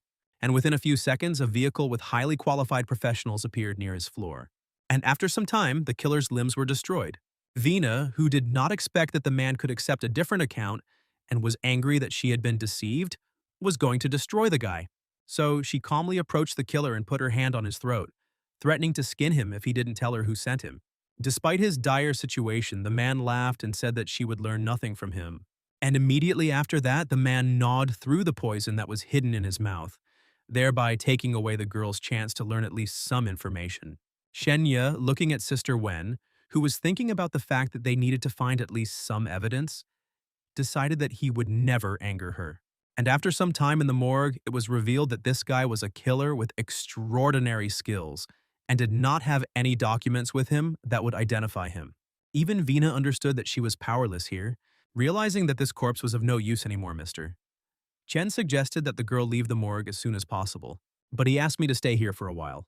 Mr. Qian, realizing that the boy had a great sense of death, suggested that he might be able to do or learn something. And as soon as the door closed, the guy activated the Whisper of Darkness to get information from the deceased. The man, who did not expect the boy to have the ability to communicate with the dead, immediately stood up at the boy's call. And immediately after that, he started laughing, saying that he wasn't going to tell him anything. Skeleton, who had never seen such a reaction to Whispers of Darkness before, said it would be an interesting show. And immediately after that, they all moved to another place, which partly resembled hell. The killer was tied to a large wall while he was tormented by the undead, and besides, his body was enveloped in flames, which brought even more pain to his body. But he was not allowed to die a second time, but on the contrary, despite the fire, his body and muscles were restored. The skeleton, captivated by this spectacle, said that anyone who refused to speak with the Whisper of Darkness would be doomed to eternal torment. Well then, he will be tormented for millions of years, and then dark spirits will continue to torment him until he tells the truth. The man, unable to bear the pain any longer, asked to stop, saying that he would tell everything. And immediately after that, they were transported back to the morgue in an instant. The skeleton did not expect the man to give up so quickly, thus disappointing him. Shen Ya, meanwhile, ordered the man to tell him everything he knew. A few minutes ago, there was a girl on the roof of the girls' dormitory. Zhao Yibin communicated with Mr. Gan, who ordered her to recruit a boyfriend, but she was unsuccessful. After receiving the message, the husband wrote to ask her to come to the hotel today. Suddenly, the girl received a call and was informed that she had received a quota for admission to the most famous high school. After this news, she thanked Mr. Gan and said that she would come without delay. Suddenly, her happiness was interrupted by the presence of Captain Law's sister, who ordered her to give up the phone. But the girl wasn't even going to do that and ordered her to get out of there. After that, the girl quickly pointed her sword at the girl's neck. Xiao Manui, who knew that the girl was most proud not of her achievements but of her appearance, once again told her to give up the phone or else she would cut off her nose. And without waiting for her consent, the girl snatched the phone from her hands while she was screaming about the threats. Suddenly, Shen Ya called her, saying that he had interrogated the murderer and had some information. The girl asked what exactly he had said, while Zhao Yiben, upon hearing the name of her former friend, thought that he had sent her. Without finishing the conversation, the guy ordered the man to say that he belonged to an association of assassins, who said that they had been tasked with destroying him, but to make it look like it was an accident. Continuing to talk, the man said that he killed his friend and took his place to lure him to the hospital, but not only did they fail, but he had witnesses.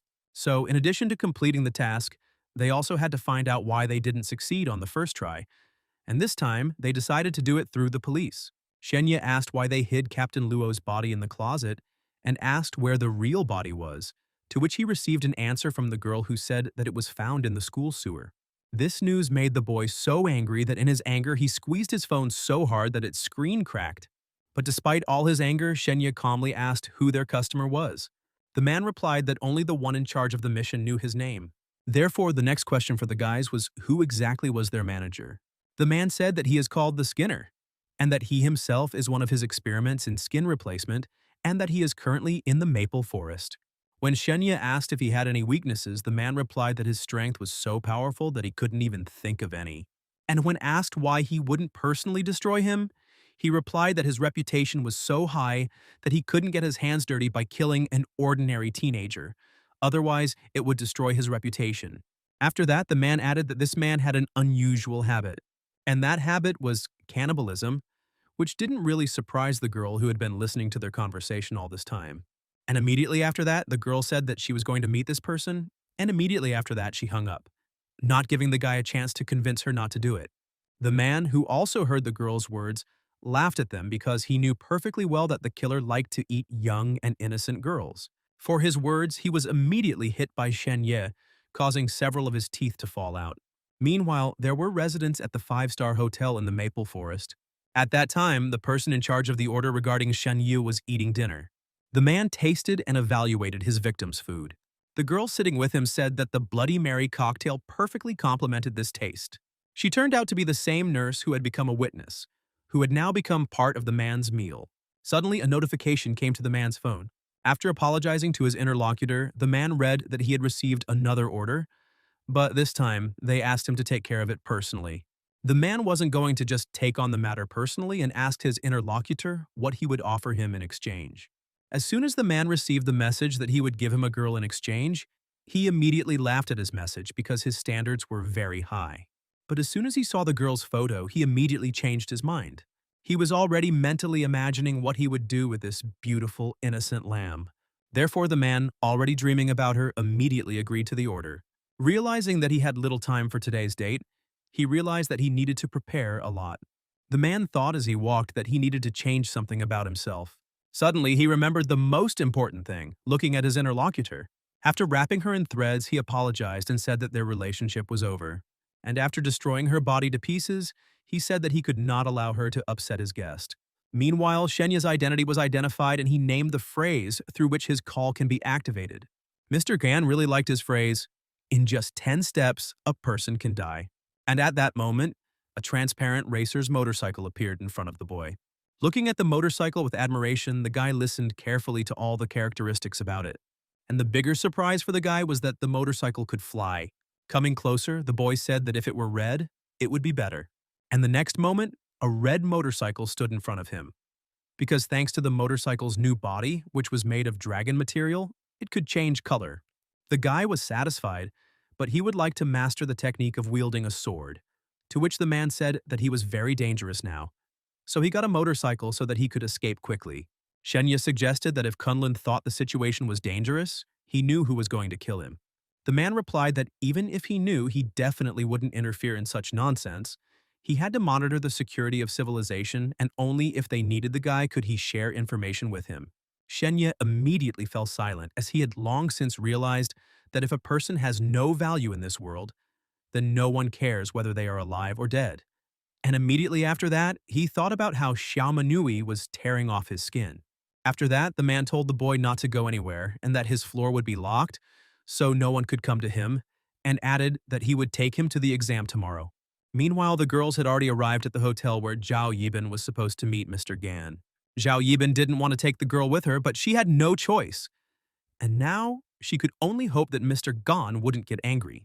As soon as Xiao Manui approached the hotel, she immediately felt a rich, murderous energy that was very carefully concealed. The girl was troubled by the fact that the girl was given pills and means to improve her strength, and also helped her enter the most prestigious school under a preferential category in order for her to turn her classmates against Shen Ya. And besides, he had already signed an agreement with the organization, so her mission had failed. But she didn't pay attention to it. The girl understood perfectly well that she was just an ordinary young girl from a poor family who had traded everything she had for a deal that would yield nothing good. After that, the girl offered her two options, the first of which was that she would wait outside until she finished and become her witness, and the second that she would leave immediately and they would pretend that they were strangers. Angered by the words, the girl silently headed towards the hotel. At that moment, Xiao Manui had already prepared her sword for defense. Meanwhile, Zhao Yibin had already gone inside and was about to meet Mr. Gan. The man immediately approached her and handed her a flower, saying that she was the most beautiful girl he had ever met. Zhao Yibin, not expecting him to be like this, as he was completely different online, thanked him for helping her get into the most prestigious school. After that, he told the girl not to worry about Shen Ya, as he would take care of him himself. And at that very moment, they passed by an open window from which a strong wind was blowing. The man gave the girl his jacket so she wouldn't freeze and immediately felt the energy of the sword coming from outside, directed at him. Realizing that someone was hunting him, the man decided to speed up the process and told the girl that he would recommend her to the 3 best universities in the world. The girl already imagined how she would study at the best school and meet famous people. This was so unattainable for the girl that she asked if he was telling her the truth. And to dispel her doubts, he immediately gave her a phone so she could enter her details. And immediately after that, the girl received a message that she had been granted the right to participate in the entrance exam to the 3 best universities. She was so happy that she hugged her husband and cried. The man, who had to hurry, decided not to waste time and kissed the girl. After that, the girl was wrapped in threads, just like the girl who had dinner with her husband. While the girl was under the influence of her husband, he couldn't help but admire her. Suddenly, a loud noise was heard in one of the hotel buildings. Xiao Manui, approaching Zhao Yibin, who was standing still, realized that she was late. She expected her husband to understand that she had the will of the blade and be more restrained. But now she realized that he was a real madman, and immediately after that she heard screams. A man ran to her, saying that Zhao Yibin was his. Xiao Manui calmly waved her sword in the air, preventing the man from getting close to them. He asked her to stop so as not to hurt the girl and said that he would do whatever he wanted as long as she did not touch him. The girl, holding a sword near Zhao Yibin, told him to stand still if he didn't want her to die and asked who his boss was. From the girl's technique, he realized that the legendary Xiao Manui was standing in front of him and, taking advantage of the moment, also wrapped her in threads that she would not be able to cut. He said that she should give him Zhao Yibin back and then he would release her. But Xiao Manui didn't listen to him and wasn't going to give up so easily and continued to stand still. Xiao Manui suggested seeing which of the two of them could withstand her blow. The man, realizing that Zhao Yibin would not survive, began to cry, as they had just met and had not spent much time together. So he decided to forget about Zhao Yibin and switch to Xiao Manui, but the former couldn't get out of his mind. Feeling terrible, the man screamed that he would devour them both. Realizing that the man would not give up, the girl offered him a contract.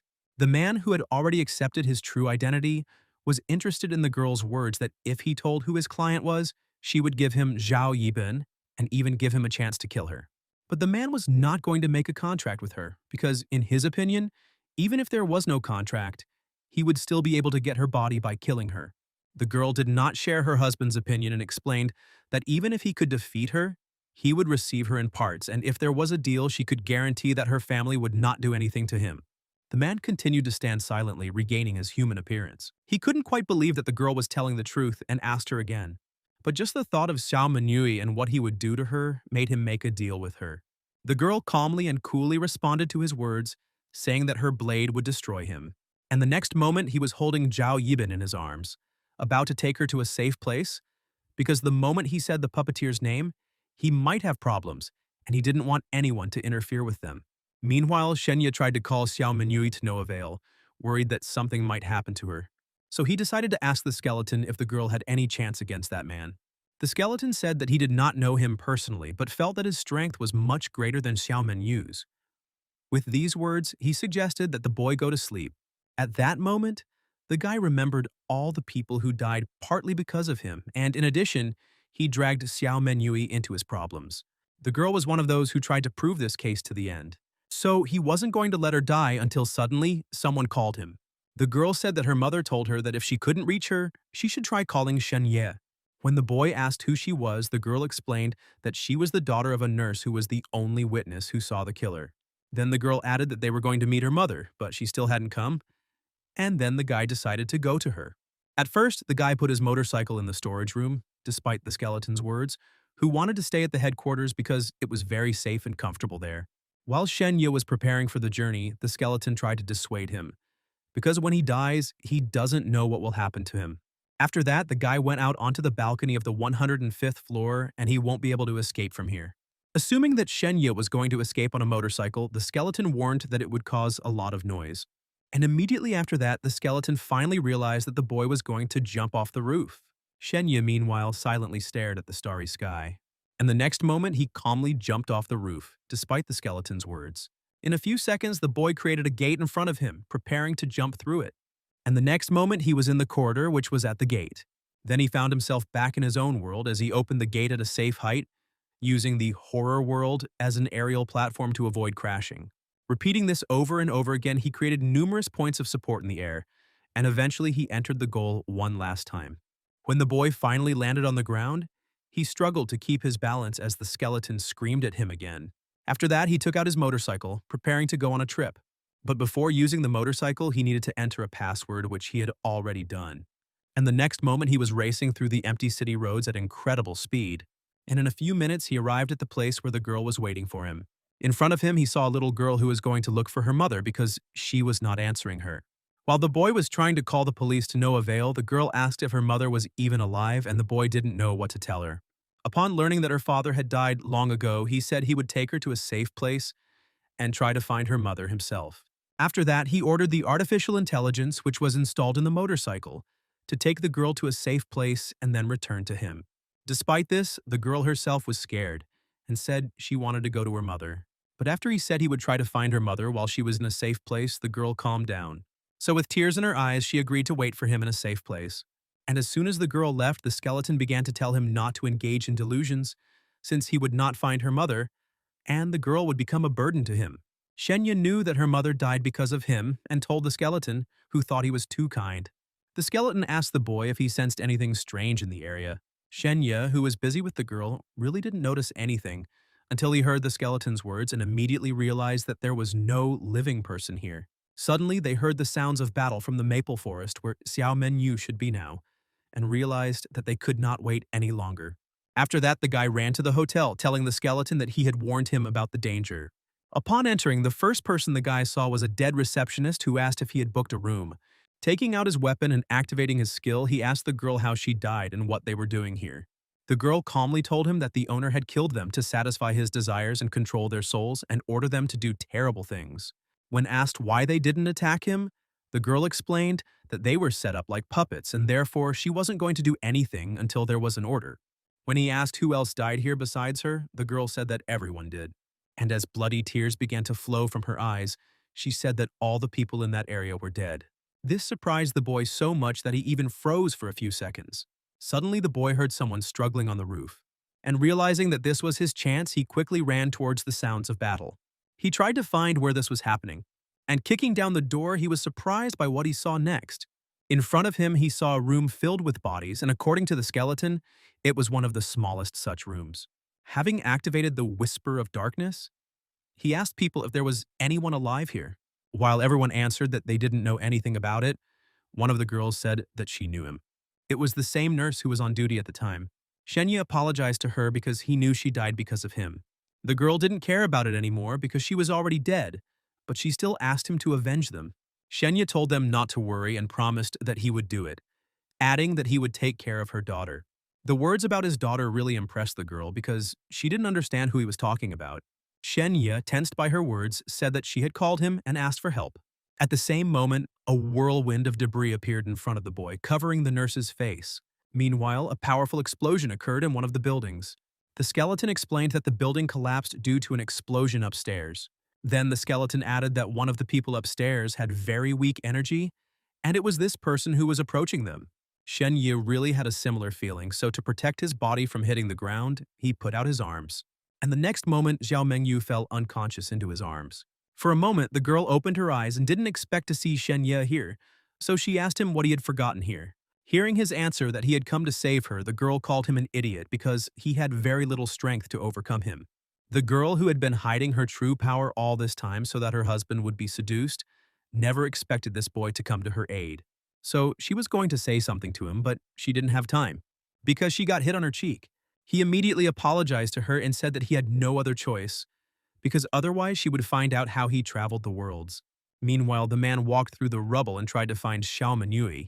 Assuming that the girl wanted to play hide-and-seek, the man decided to follow her rules. Continuing to hold the girl, the boy asked the skeleton among his junk to find weapons and armor for the girl. And as soon as they landed in another world, the boy, seeing the clothes, was surprised by the rabbit costume.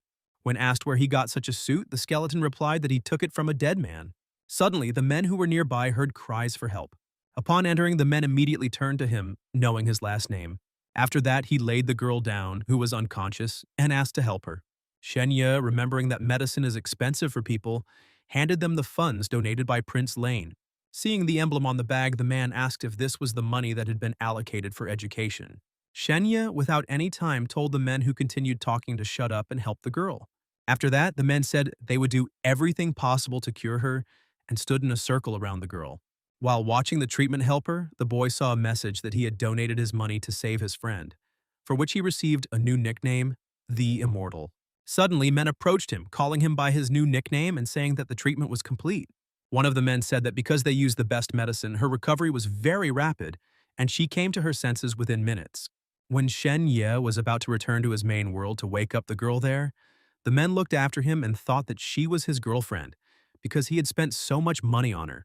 After some time, the girl began to come to her senses, and seeing Shen Ye in front of her, she sharply pointed her sword at his neck and asked what he had done to her. Shen Ye, not reacting to the sword in any way, said that it was a special technique that only worked when a person was unconscious. Xiao Manui, who had not noticed any changes in her body before, realized that her wounds had indeed healed. She apologized for misunderstanding him, and the guy apologized for hitting her. When asked if she would continue to compete with that guy, the girl answered yes because, with the help of the healing technique, she had become much stronger. Shen Yi really saw that another one, Sufferer, had been added to her characteristics. Then the guy reminded her to find out who I was as a puppeteer, to which the girl replied that she already knew. But she didn't need to answer because this puppeteer had already come to them himself. The man whose body radiated a dark red glow was approaching them and had already noticed Shen Ye. Xiao Manui, assuming that the guy had some hidden power, said that if he couldn't help her in any way, then he'd better get out of here. Xiao Manui didn't have to persuade the guy for long, and he immediately agreed with her decision and said goodbye to her. The girl, not expecting this, froze for a few seconds, looking at the already closed door. Assuming that his talent was healing, the girl decided that she would deal with this crazy man herself. So she abruptly took out her sword and swung it to the side. Its impact was so powerful that even part of the hotel collapsed. The man, who had only a small wound on his face, did not understand how the girl, who had been seriously injured, could inflict such a blow. The man suggested that he destroyed half of the building to save and heal the girl, but Xiao Minhui didn't think so. But the man decided to think about it later, as he was currently worried about Xiao Minhui. Meanwhile, the men were still discussing Shen Ye's action, understanding that the emperor was very fond of him. One of them said that he did not take all the coins, but gave some to his girlfriend and also gave her a blessing of strength for 3 hours to express his respect for them. This news greatly surprised the other men, because each of them gave the girl a different blessing without saying anything to each other. And in the end, they realized that this girl had gathered all the blessings, and now she had reached the peak of her power. But the problem was that all the blessings together could only be used by royal families, otherwise it was illegal. And the men could only hope that no one would ever find out about it. Meanwhile, Xiao Manui was once again wrapped in silk threads. She had already noticed that his strength, compared to the strength from the very beginning, had become much stronger, and she did not understand how he was able to increase it. She was also concerned about a sound that had been going on since the beginning, and she assumed it was somehow related to his increasing strength. Suddenly, as she approached the door, she heard the sound getting louder and she realized it was coming from there. Opening the door, the girl saw the bodies of people who were making these strange sounds. Suddenly, a man appeared in front of the door and slammed it shut with such force that it cracked. He said it was his gift to her and they were singing for them. And getting down on one knee with an engagement ring, he said that this was their wedding song. Meanwhile, the skeleton thought that the boy had finally become smarter because he had decided to leave the building of his own free will. But to the skeleton's great surprise, the boy said he needed to get to another place. Shen Ya was worried that the bodies were casting spells that enhanced the man's strength, so he was very worried about the girl. The skeleton tried to explain to him that such a battle was beyond his capabilities, but eventually asked what exactly he was looking for. Without answering his question, Shen Ya opened one of the doors and finally found what he was looking for.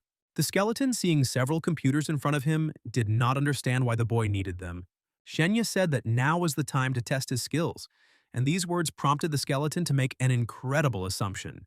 Meanwhile, the man continued to kneel with the ring in his hand, asking the girl for permission to knit a wedding dress for her from silk threads. At that moment, the girl saw that the threads had almost completely wrapped around her body, but she had no intention of giving up and kept cutting them with her sword. However, the man changed tactics and now first grabbed the blade with the threads.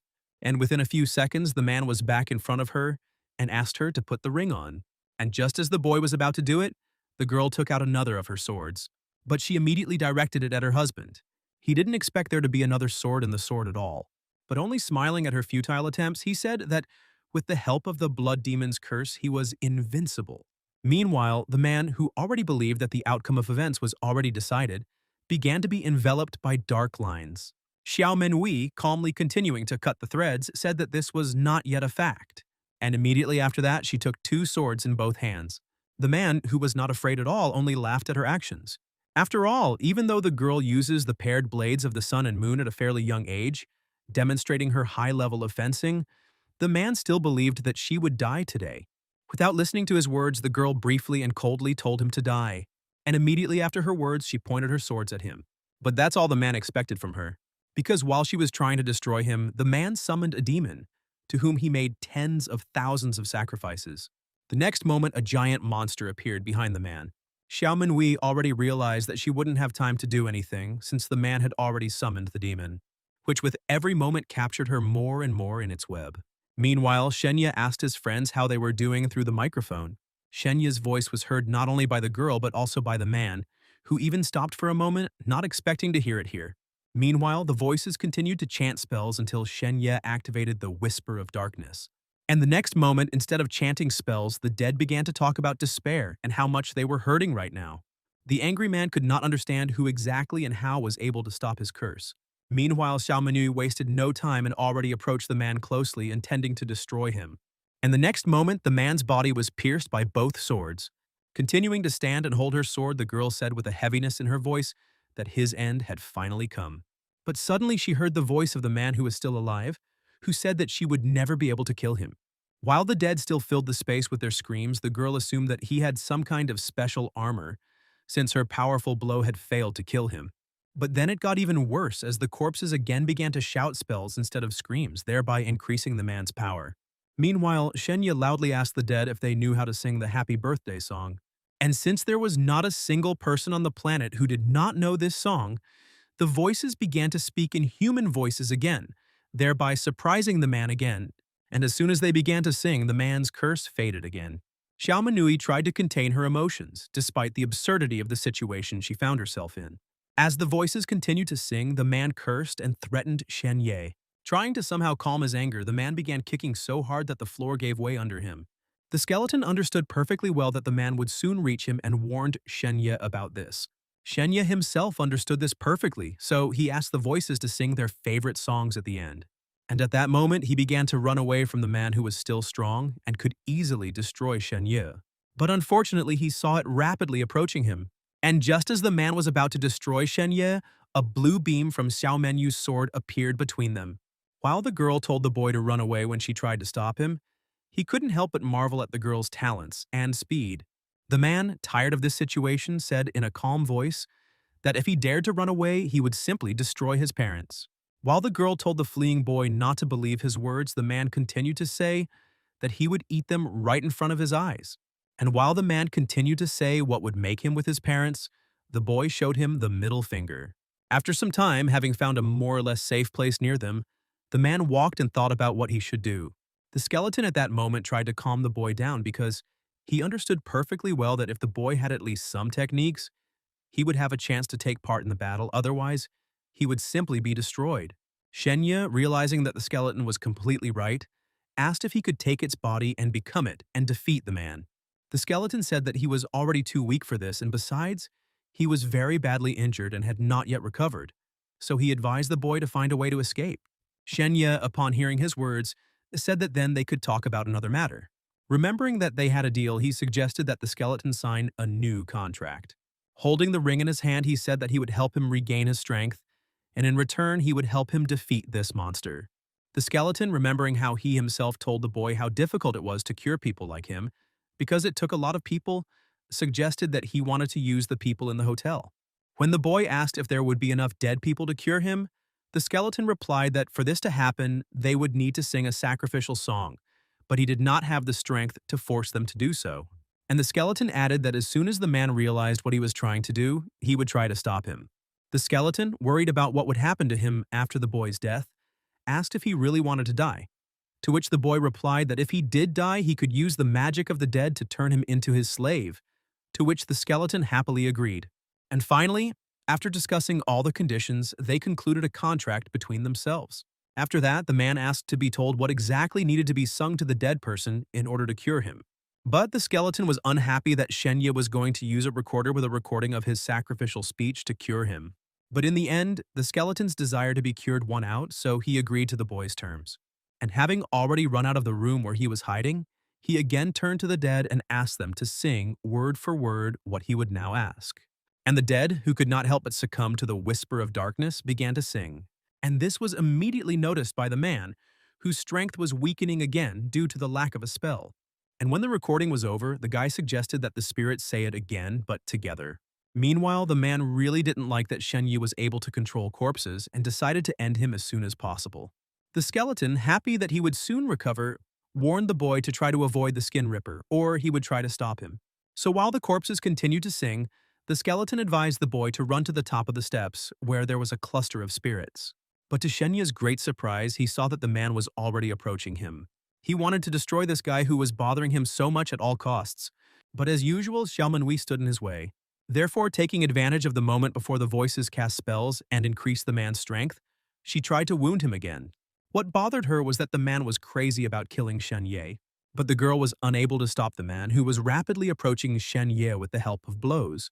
And when he finally reached the door, he tried with all his might to open it as the man approached him closer, believing that he would not be able to escape. Eventually, the boy managed to open the door and quickly slipped through. The man immediately followed him, not allowing him to escape. But when he entered the room, he couldn't find Shen Ye, which annoyed him greatly. Meanwhile, the bodies continued to deliver their sacrificial speech. Meanwhile, Shen Ye found himself next to Manui again, and he quickly told the girl that he was counting on her a lot. And the next moment, a man stood before them, saying he would tear him to pieces.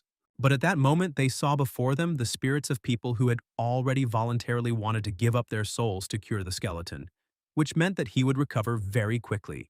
Shen Yi, realizing that this was his only chance, asked all the corpses to help him so that he could take revenge. But he didn't have time to finish, as a man approached him closely whom the boy didn't notice.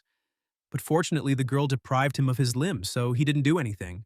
But despite this, the man hit him with all his strength, wanting him to die. But what the man saw next to the illusion surprised him, so he even froze. And taking the chance, he again turned to the dead, asking them for help. And knowing that they hated him no less than he hated him, he proposed to unite and kill him together. The people whose lives this man took were truly ready to do anything to avenge him.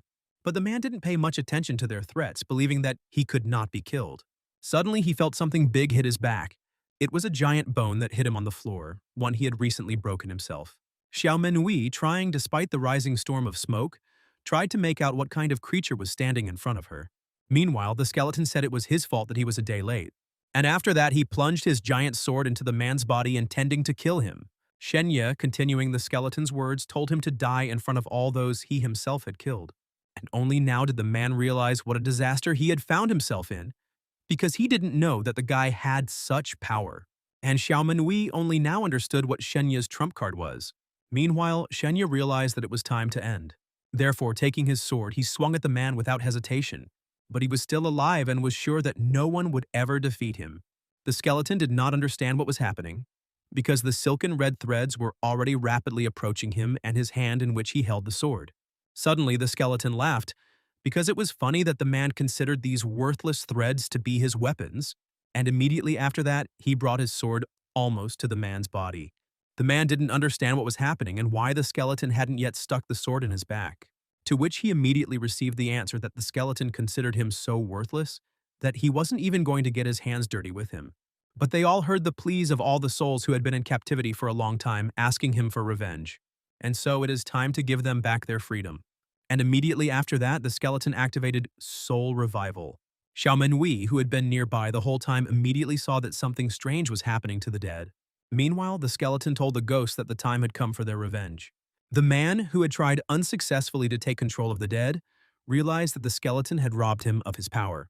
Trying to somehow save himself, the man hooked his thread on the ceiling to get up from the ground. But the skeleton immediately guessed that he was trying to escape, so he blew flames at him. The man immediately froze in the air and did not understand what was happening to him and his body. The skeleton explained that it wouldn't harm him, but it might make him unable to move for a while. And the skeleton added that in the end the dead had become like himself, and now they wished to have his body. Therefore, as soon as the man fell to the ground, he was immediately surrounded by the dead, wanting to take revenge on him for everything he had done to them. Suddenly, the man began to pray to the great gods, not wanting to die and asking them for help. But what surprised him even more was that dark clots appeared around the man again. And immediately after that, a bloody demon appeared and took over the man's body. After thanking the creature for his existence, the man ordered it to destroy everyone, but the creature ignored him. The skeleton sensed him using his magic, so he ordered the dead to quickly detain him. Therefore, unable to bear it, Shen Ya said that he would personally avenge him for the death of his best friend. Meanwhile, the man cursed the bloody demon who had not come to his aid, but in the end, everything worked out for him. And it was with the help of this man that he was able to divide Shen Yi's body into two parts. The skeleton laughed at this situation because the man had once again fallen into the same trap called illusion. Meanwhile, seizing the moment, Shen Ya took out his gun and pointed it at the man. But he failed to hit the man and instead hit the head of one of the dead. Shen Ya, seeing what he had done, apologized for the situation and explained that he had not been training. So he asked the skeleton to use its fire attack and destroy the man. And the next moment, the man was enveloped in a bright glow from the flames, which completely destroyed his body. But as soon as the skeleton saw the black smoke around the man, he realized something was wrong. Therefore, he ordered Shen Ya to be more careful. And after that, he activated the white skeleton embrace. The skeleton explained that when the man was dying, something dark came out of him that wanted to kill him very badly, so he had to use magic on him. While they were distracted, the girl ordered them to look ahead. Suddenly, black smoke began to accelerate and swirl around the man's body. The skeleton, realizing that these dark forces were going to take the corpse of the Ripper, but Manui was determined not to let him escape. Watching the girl walk away from them, Shen Ya wondered why they weren't running yet. The skeleton explained that he couldn't run fast and pull it at the same time. Then they began to think about who these dark ghouls belonged to, and eventually they remembered the presence of another person in this hotel. The skeleton, knowing that there was not a single living soul in the area except for them, suggested that the boy use the Whisper of Darkness. Shen Ya decided to take the skeleton's advice and immediately asked the question. But after waiting for several minutes, they still received no response. Suddenly he heard a sound from his motorcycle. When asked by the artificial intelligence whether it had completed its task and taken the girl to a safe place, it replied that the task had not been completed because the target had been lost. When the man asked what happened, the artificial intelligence replied that the girl fell on the way, then disappeared, and he was unable to find her. The skeleton, realizing that this girl was not so simple if she was able to jump off the motorcycle while it was traveling at high speed, once again told the boy not to help strangers. Suddenly, the guy received a message from Manui that she had received information about the rapist. Shen Ya, having time, decided to immediately review what the girl had sent him, and when he looked, he couldn't believe his eyes. In the video, he saw a girl who was asked what kind of guy she wanted to see next to her, since she would soon turn 18. Suddenly, the girl remembered that, once upon a time, they had gone to the Shen family for New Year's Eve, where they were attacked by a dog, and Shen Ya protected them. And turning around, she said that if she had a boyfriend, she wanted him to be exactly like that. After that, the video cut off, and people's faces were not visible, only voices. One of those present suggested dealing with this girl so that she would not seek a meeting with Shen Ye. The girl's father ordered to deal with Shen Ye because he did not want him to be with his daughter. So he asked to hire someone to make it look like a suicide. And even when the video ended, Shen Ye continued to stare motionlessly at the phone screen. Shen Ye had thought many times that he might be killed because of his family, because of his parents' secrets, or because of his family's enemies, but he could never have thought that the reason would be so stupid. Suddenly he heard thanks from the dead. They were all grateful to him for helping them kill a demon they would never have been able to defeat on their own. Shen Ye hoped that all these people would be successfully reborn and live a happy life. And Shen Ye added that one day, he would find the strength to find the customer and take revenge on him for all of them. After all, right now he was so weak compared to Xiao Manui that he had to drag a skeleton behind him to always protect him. Suddenly, one of the men approached him and personally thanked him for his revenge. All the people asked him to find the customer, and still thanked him for what he did for them, and said they would protect him in hell. And within a few seconds, when he stopped the action of the Whisper of Darkness, all the bodies fell to the ground. And after a while, Shen Ya saw Xiao Manui return. She immediately asked the boy what kind of shadow it was, which she had never been able to catch up with. She assumed that this was somehow connected to the disaster that could easily have destroyed an entire city and its inhabitants. But what worried the girl even more was that the shadow had the same energy as his skeleton friend. Trying to change the subject, Xiao Manui thanked the boy for the strength he had helped her gain, which would allow her to improve her skills. Shen Ye, not knowing what to answer her, decided to ask about the video she sent because he still didn't understand everything. Xiao Manui immediately started to worry when it came to the video because she didn't know where to start. She couldn't tell the guy everything because the situation was too complicated, and it was better for them not to interfere. But Shen Ye was determined to find out who these people were. However, the girl, ignoring his question, said that he had better go now and promised that she would not tell anyone that he had been here. However, under pressure from the boyfriend, Xiao Manui admitted that they were the children of influential people about whom she knew nothing. But Shen Ye did not believe her words because he knew that she was also from a famous family and had some influence. The girl continued to stand her ground, arguing that their families were very different, despite the fact that they were both aristocratic. But Xiao Manui immediately added that they would be punished for this. But the girl herself didn't like it, because this punishment meant that their parents would scold them, and maybe their family would get more respect for what they had done to them. Shen Ye, unable to contain his anger, reminded her that they had killed her brother and had almost killed themselves. Xiao Manui, who was herself dissatisfied with the outcome, could do nothing about it because the families of the people involved were much more powerful than hers. But the girl immediately added that they were lucky that the hired killer turned out to be a crazy maniac who was focused on his own pleasure, not on the task. And with these words, she said that all the murderers were dead and she hoped that her brother's spirit would rest in peace. And at that moment, she said goodbye to the boy. But both of them still continued to stand motionless, with a gap between them in the form of dead bodies. However, Shen Ye decided to ask if she had the strength to defeat these children, she would decide to do so. Xiao Manui, upon hearing his question, initially didn't know what to answer. However, being a realist, she understood that if she even tried to do anything, her family would be immediately destroyed. And that's exactly what she told the boy. However, not receiving a direct answer to his question from her, he told her not to evade it. He reminded her that her brother, him, and all these dead people had families, friends, children, and plans for their lives. And in one moment, it all fell apart because someone wanted to play. Xiao Manui, trembling just at the thought of it, couldn't help herself. Meanwhile, Shen Ye, standing in the rain, continued to say that human life was worth nothing to these people, and that he himself would avenge them all and make them pay with his blood. Immediately after his words, the girl took out her sword and waved it, illuminating half of the hotel. Immediately after that, the building began to collapse and everything around was filled with dust. But the girl continued to stand motionless, holding her sword in her hand, and then she ran away. The skeleton, listening to their conversation, asked Shen Ye why he had brought her to tears and forced her to run away. Shen Ye, ignoring his words, said that everything was over and it was time to go back. When asked what he was going to do with this information, the guy said that at first he thought it was something serious, But in reality, it turned out to be just someone's games, and there was nothing special about it. The skeleton, trying to contain his anger, said that he couldn't just leave it like that. But as he got on his motorcycle, the boy added that he would let them continue playing their games until he killed them, and the souls of innocent people were put to rest because only then would his heart find peace. The skeleton, satisfied with Shen Ya's words, asked him to wear a ring so that his appearance would not scare anyone. After that, Shen Ya turned to the secret voice and thanked it for what it had done for him.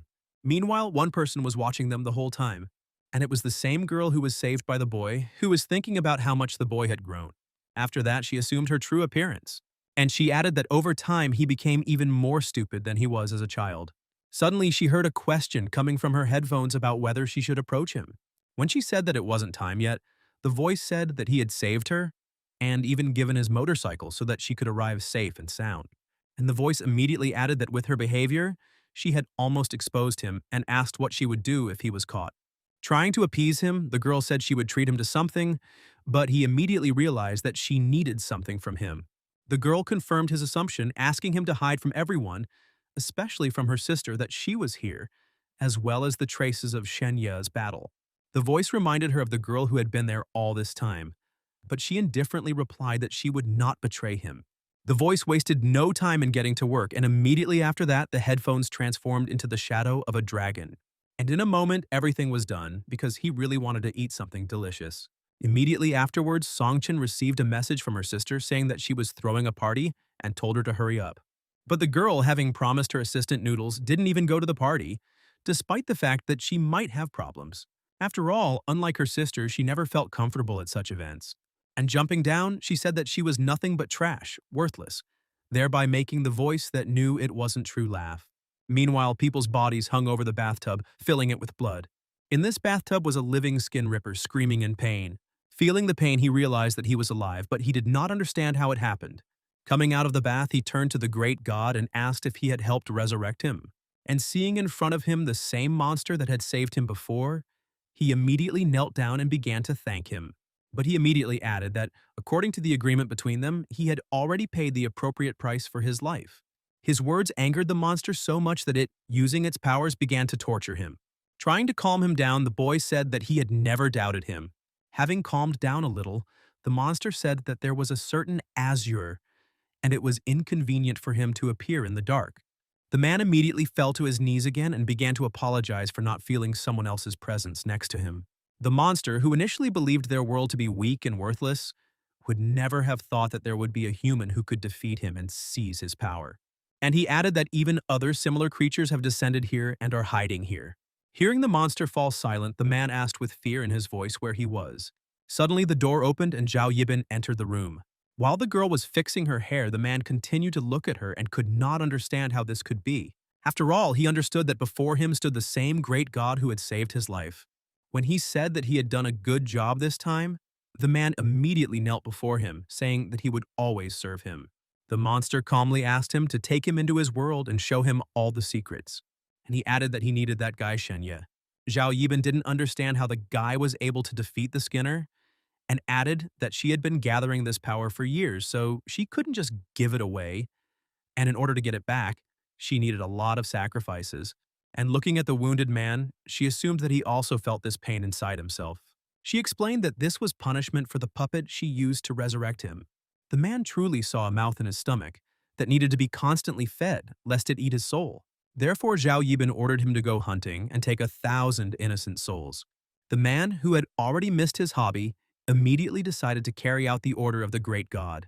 Meanwhile, a bright glow flashed near the headquarters, which was caused by a guy's motorcycle which was traveling at high speed. Seeing a security guard who heard a strange noise, the guy said it was his motorcycle. The man said it was too noisy and asked him not to do it again at night.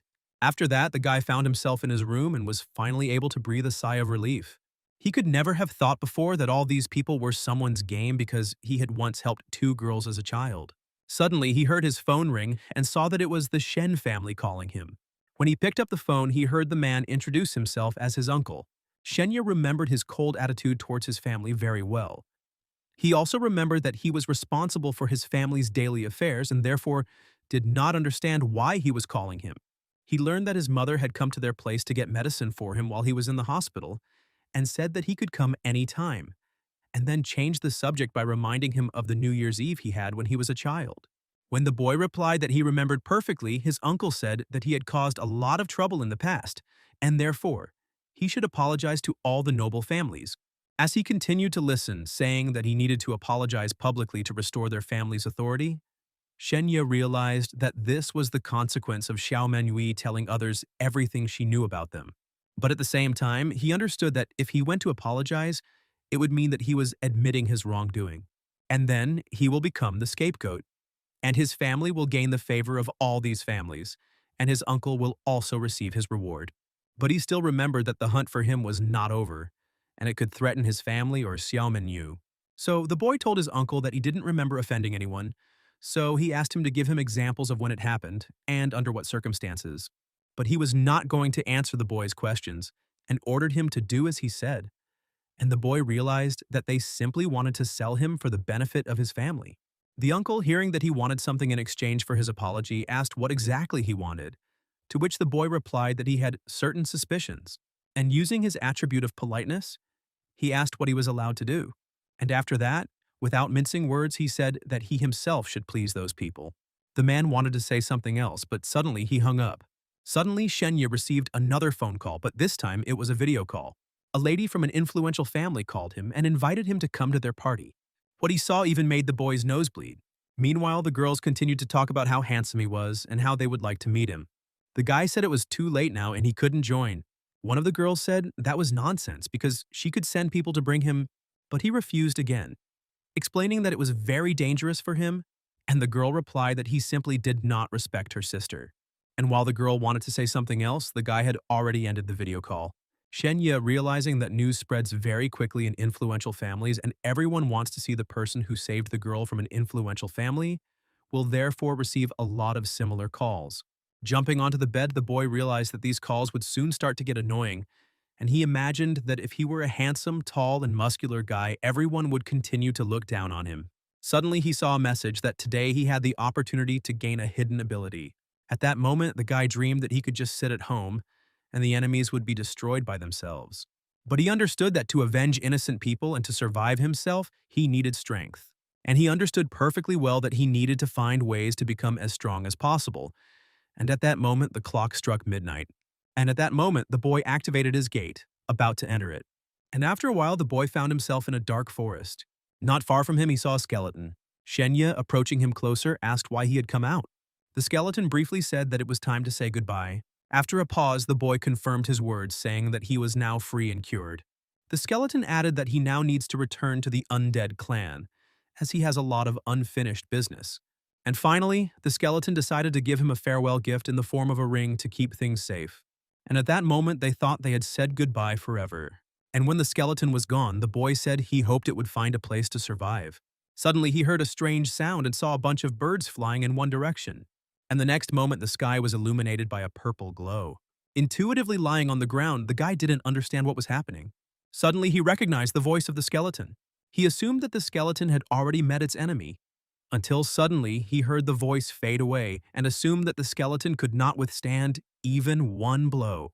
But realizing that he had come here not to hide but to solve the problem, the guy got up and went on.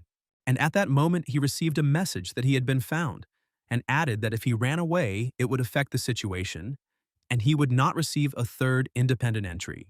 And the next moment, thorns appeared around the boy, preventing him from escaping. And the next moment, a large, bony hand loomed over him. He saw a monster holding a skeleton skull in his hand. Shen Ya immediately asked the monster what he needed from Brother Feilun. The skeleton explained that the last time the boy helped him in the elf village, he failed all his tasks and left several graves of the undead, who came to him for revenge. Trying to get out of this situation, he said that Feilun had saved him, and for that, he decided to join him and take revenge on the evil people. The monster, mocking the boy's words, said that he could never betray them. Shen Ya, realizing that he could die at any moment, decided to show him proof that he had gained access to the highest echelons of humanity.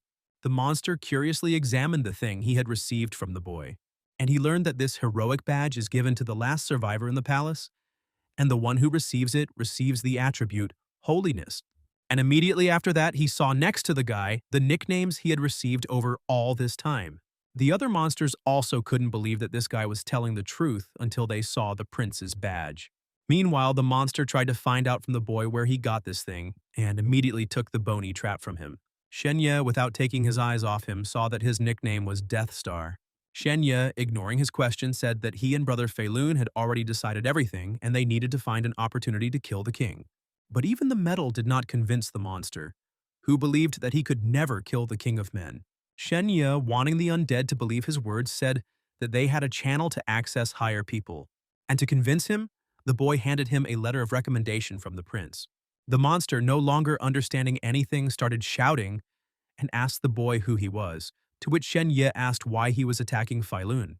The monster said that in the mission to kill the elf ruler, everyone was caught except him, and for this he must be punished. Upon hearing the reason, the boy couldn't help but laugh out loud. And in an instant, the monster's red hand grabbed the boy's cheeks, preventing him from laughing. When asked why he was laughing, the boy said that he was very naive, because Fei Lun and the skeleton knew about the elf's trap. So they did not complete the task, thereby saving themselves and him. The skeleton, supporting the boy's words, said that there was no leader in the village, but instead a high priest of the elves sat in his place. And to dispel the monster's doubts, he told them to check it out for themselves, because all the people know about him and that he visited the elves. The monster was so surprised by the words he heard that he let the boy go because he couldn't believe that he was so famous among humans and elves. Meanwhile, the other undead were surprised that Fei Lun was unaware of the elves' trap for them. Therefore, after some time, the monster ordered one of his subordinates to check this information and, turning to the boy, said that if it was a lie, he would die the most horrible death. After all, he wasn't going to believe his words that some boy who had become very famous could destroy all of humanity. Shen Ya, continuing to uphold his legend, confirmed his words and said that he had survived the day the tribe was founded. The monster, not understanding what he was talking about, asked what kind of day it was. Shen Ya said with a serious expression that he was the only person who was able to survive the development stage while showing his strength. The evil spirit continued to stare at him silently and in surprise. And trying to pretend that he understood everything, he asked his subordinates if they also understood everything, who did not even hide their lack of understanding. Finally, believing the boy's words, he asked how exactly he was going to take the emperor's life. In response to his question, the boy said the number 996. And the evil spirit again didn't understand anything, so he told the boy to explain in more detail. He began to explain that you have to come to work at 9 o'clock, leave work at 9 o'clock at night, have a break for lunch and dinner of less than 1 hour, a total working time of 10 hours, and this happens 6 days a week. The monster, realizing how difficult and time-consuming it was, said it was very cruel. Shen Ya said that he then felt a 007 on him. The evil spirit listened with fear on its face as the boy worked from midnight to midnight, 7 days a week without breaks. Moved by the boy's story, the monster even decided to hug him. The monster, who perfectly understood what he had to go through, told how he was able to cope with all this horror. Continuing to be an actor, Shen Ya talked about a day in his life. He said that one winter day he had only 1 box of matches with him. Suddenly he saw a message that now the monster would promote his story, of which he had now become a part and received the nickname, The Boy Who Sells Matches. Shen Ya, who couldn't accept the nickname, The Boy Who Survived, wasn't going to wear that stupid nickname. But trying to calm down, he continued his story about how Fei Lun had found and saved him that very day. So now he would protect him for the rest of his life. And at that moment, one of the monster's subordinates came and said that everything the guy said was true. And at that moment, the other evil spirits realized that Fei Lun was right about the elves' trap and made the right choice. That he had switched to the side of humanity and helped the boy, who had gained great respect among the people. Listening to all their thoughts, the monster realized that he would not be able to carry out the order for execution, because then gossip would start that he did not respect the merits of the warriors, so he could not punish Fei Lun. But on the other hand, due to his actions, only the head remained of the skeleton. And in order to restore its strength, a lot of expenses were required, but the monster was not going to spend its savings. So he decided to praise him, saying that he was a brave warrior and decided to give him a medal for it. And turning to Shen Ye, he said that from now on he would be called the boy who sells matches to hide his other nickname, the boy who survived. And after these words, the monster smiled and added that he was proud of them. After that, the evil spirits were about to go and report all these events to the top, and in the meantime, Shen Ya could not believe that they would leave Fei Lun in such a state. But they were no longer even visible. to which the skeleton said that evil spirits were usually eliminated in this state. But fortunately, the skeleton still had some strength, and besides, the guy promised that he would soon give him these pills that he had bought for him. And after that, the skeleton decided to ask if there really were such terrible capitalists in the human world. To which the guy said that it was partly true and asked why he was so worried about people. He explained that the undead take a lot from the human world, and if capitalists appeared in humanity, then they will also soon appear in their world. Shen Ya was about to say something when suddenly he received a message that he had been found again. And this time it was the warriors of humanity who ordered him not to move. They all considered him a traitor to humanity because he was caught red-handed for colluding with the undead. Shen Ya, not knowing what to do, saw a familiar face among the warriors. He saw the angry prince who gave him the nickname the boy who lived. He personally wanted to know what was happening here and ordered him not to lie, because he would personally kill him for it. Shen Ya, having already come up with a story, said that the skeleton is his informant and trophy collection officer of the 5th Battalion of the Skeleton Army, and it is he who reports to him about all the affairs of the undead. People were skeptical of his words because they had never seen a person make a pact with an undead. The elderly man said that he was not lying because he personally monitored his words and found no lies there. Immediately after that, the warriors began to whisper among themselves that they had never seen a person make a pact with an undead. Suddenly, he saw a familiar elf girl again, who asked if he was really receiving information about the undead from the skeleton. And upon hearing his answer, the girl said that she believed his words because she felt his soul was filled with emotions of anger and firm faith, so he could not be a puppet of the undead. After that, the prince turned to the skeleton asking why he had made a treaty with him, but Shen Ya answered instead, saying that he had been treated unfairly by the undead. The skeleton, trying to support the boy's words, said that he had survived 996. The prince, as well as the monster a few minutes ago, did not understand what this number meant. The skeleton said that he was treated unfairly and that perhaps people don't even suspect that capitalists also live among the undead. And he decided to explain that he was just a poor undead, lacking the means of production and tools for enrichment, so he was forced to transfer his labor power to the owners of the means in order to somehow survive. The old man confirmed his words again, saying that the undead do not die or get tired. So, for the manufacturer, they are the best objects to work with. Having figured this out, the prince returned to the number 996 and asked again what it meant. And the skeleton relayed all the words Shen Ya had spoken to the monster. The prince, listening attentively to his story, also said that it was very cruel. And then he added that he even survived 007. And after people heard what this number meant, they felt even more sorry for the monster, because they felt very sorry for him. The prince could not stand it and decided to support the skeleton, whose eyes were already filled with tears. After that, the prince asked how he understood him and asked how he managed to survive. The skeleton, with tears in his eyes, continued to talk about what the boy had said a few minutes ago. He also said that when he was able to escape, he met a boy selling matches. Shen Ya, upon hearing this, told people not to pay attention to these matches, realizing that the nickname would become even more entrenched for him. But the skeleton decided to change the story a bit and said that the boy used the last matches to light a fire for him, thereby saving him and showing how kind people can be. And that's why he decided to resist. Immediately after that, the boy received a message that they congratulated him on the fact that his nickname was becoming more and more entrenched, along with the nickname Unbending Boy. When the prince next asked how he could prove his identity, the skeleton handed him the medal he had received from the undead a few minutes earlier. The old man immediately took it, checking it for truthfulness. After verifying that this was all true, the man explained that he was not lying. The prince was very happy about this, because he had never seen an undead unite with a human. After that, the prince approached Shen Ya and said that he remembered that after being injured, he lost his memory and could not remember his name. So as a prince, he should give him a new name. The warriors were very surprised by this because they knew how great an honor it was to receive a name from the crown prince.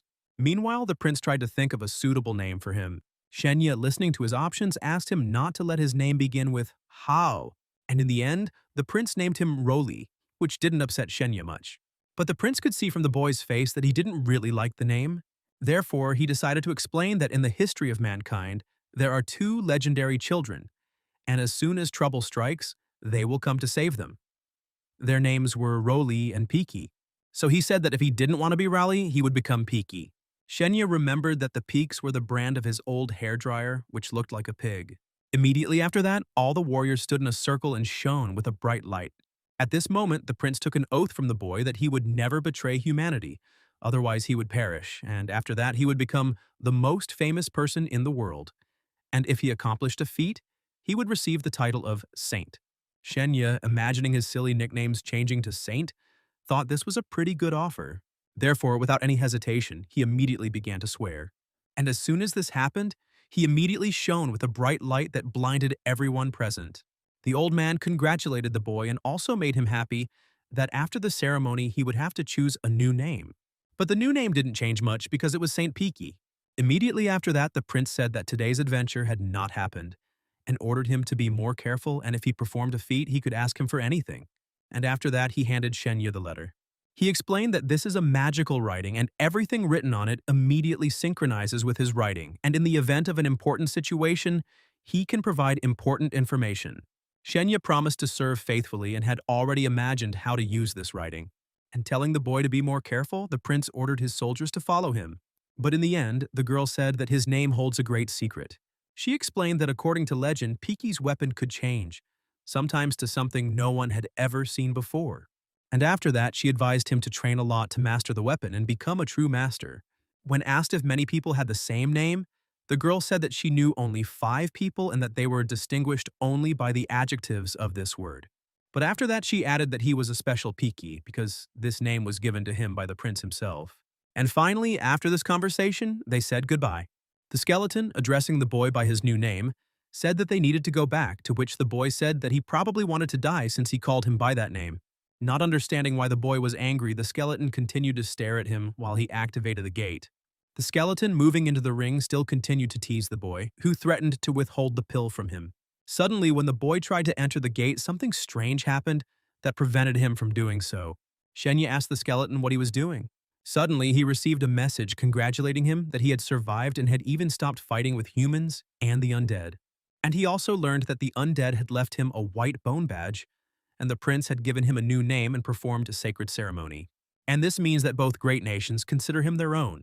And because he got the same ability 3 times in a row, the gate got a hidden ability.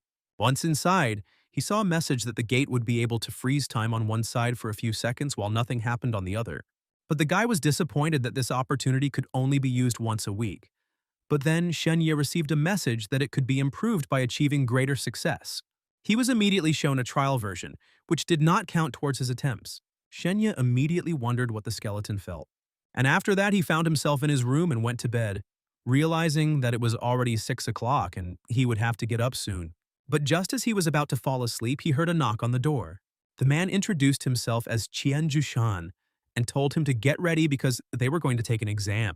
And after some time, the guy found himself on a flying ship that was supposed to take him to the exam site. Inside him, the boy was trying to get at least a little sleep. But here too, he failed to do this because someone called him. He saw a message from Zhao Yibing, who said that she had the opportunity to enter the best institutions and said that they would see each other soon. This news greatly surprised Shen Ya, who did not understand where she had the right to take the exam. Suddenly, he noticed that the girl looked very strange and assumed it was because she had purple hair. When I asked Mr. Qian about her, he said that he knew this girl and that she had gotten a chance to enter 3 top universities. He said he learned that she had an incredible talent that had long been hidden by the Archaeological Association. This association was a very important organization.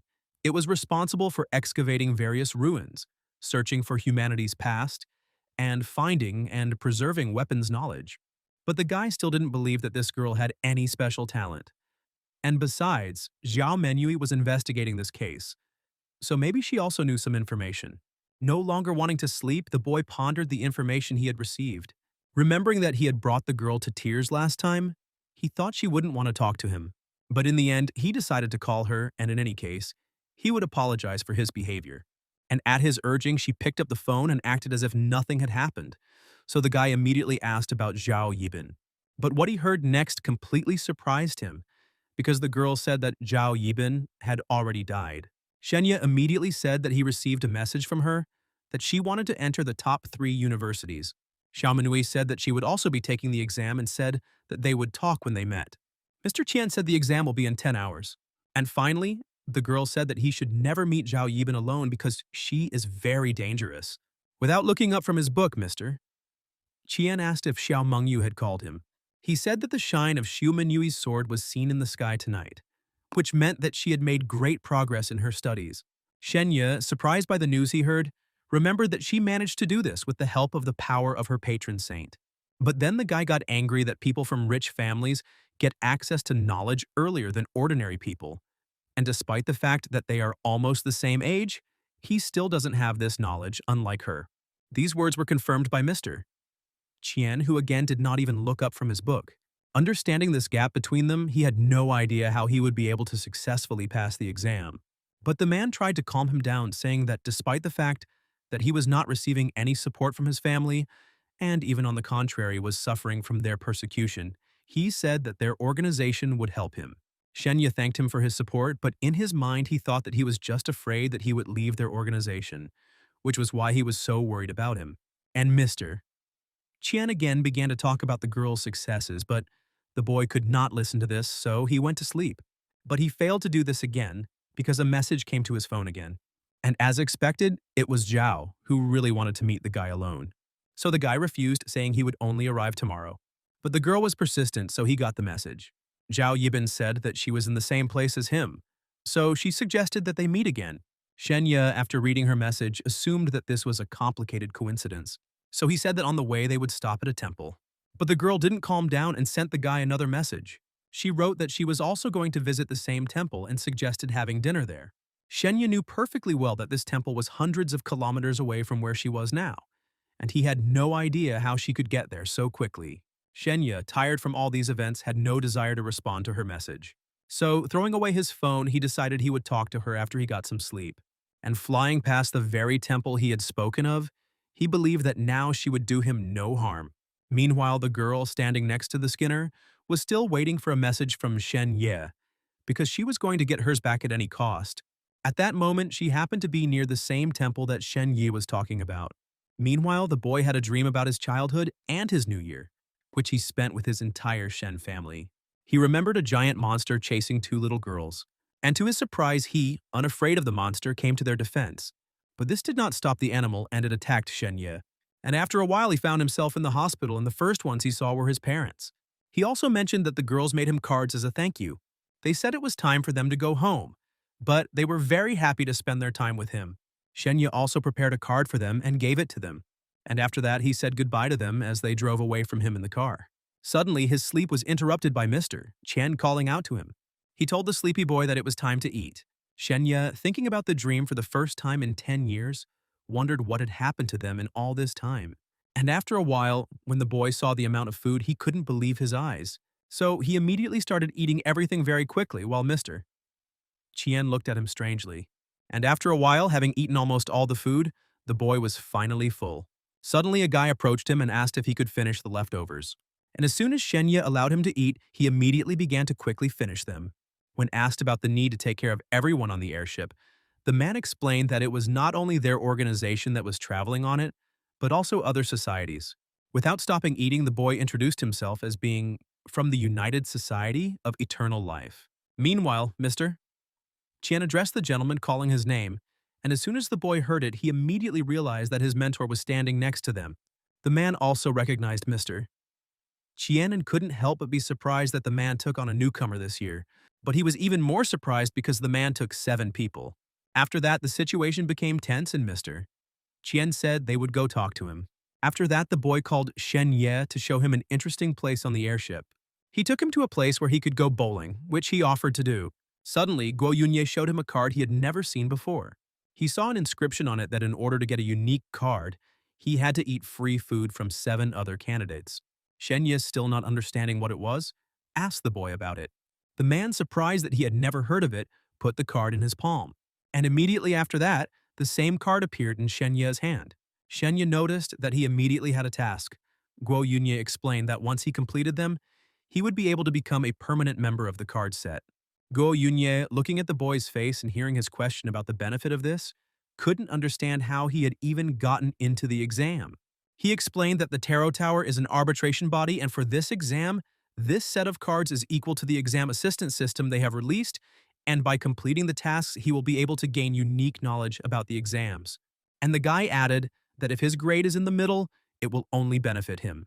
After all, with its help, you can not only get extra points on exams, but also get constant attention from the outside, and also gain great popularity, thanks to which you will have sponsors.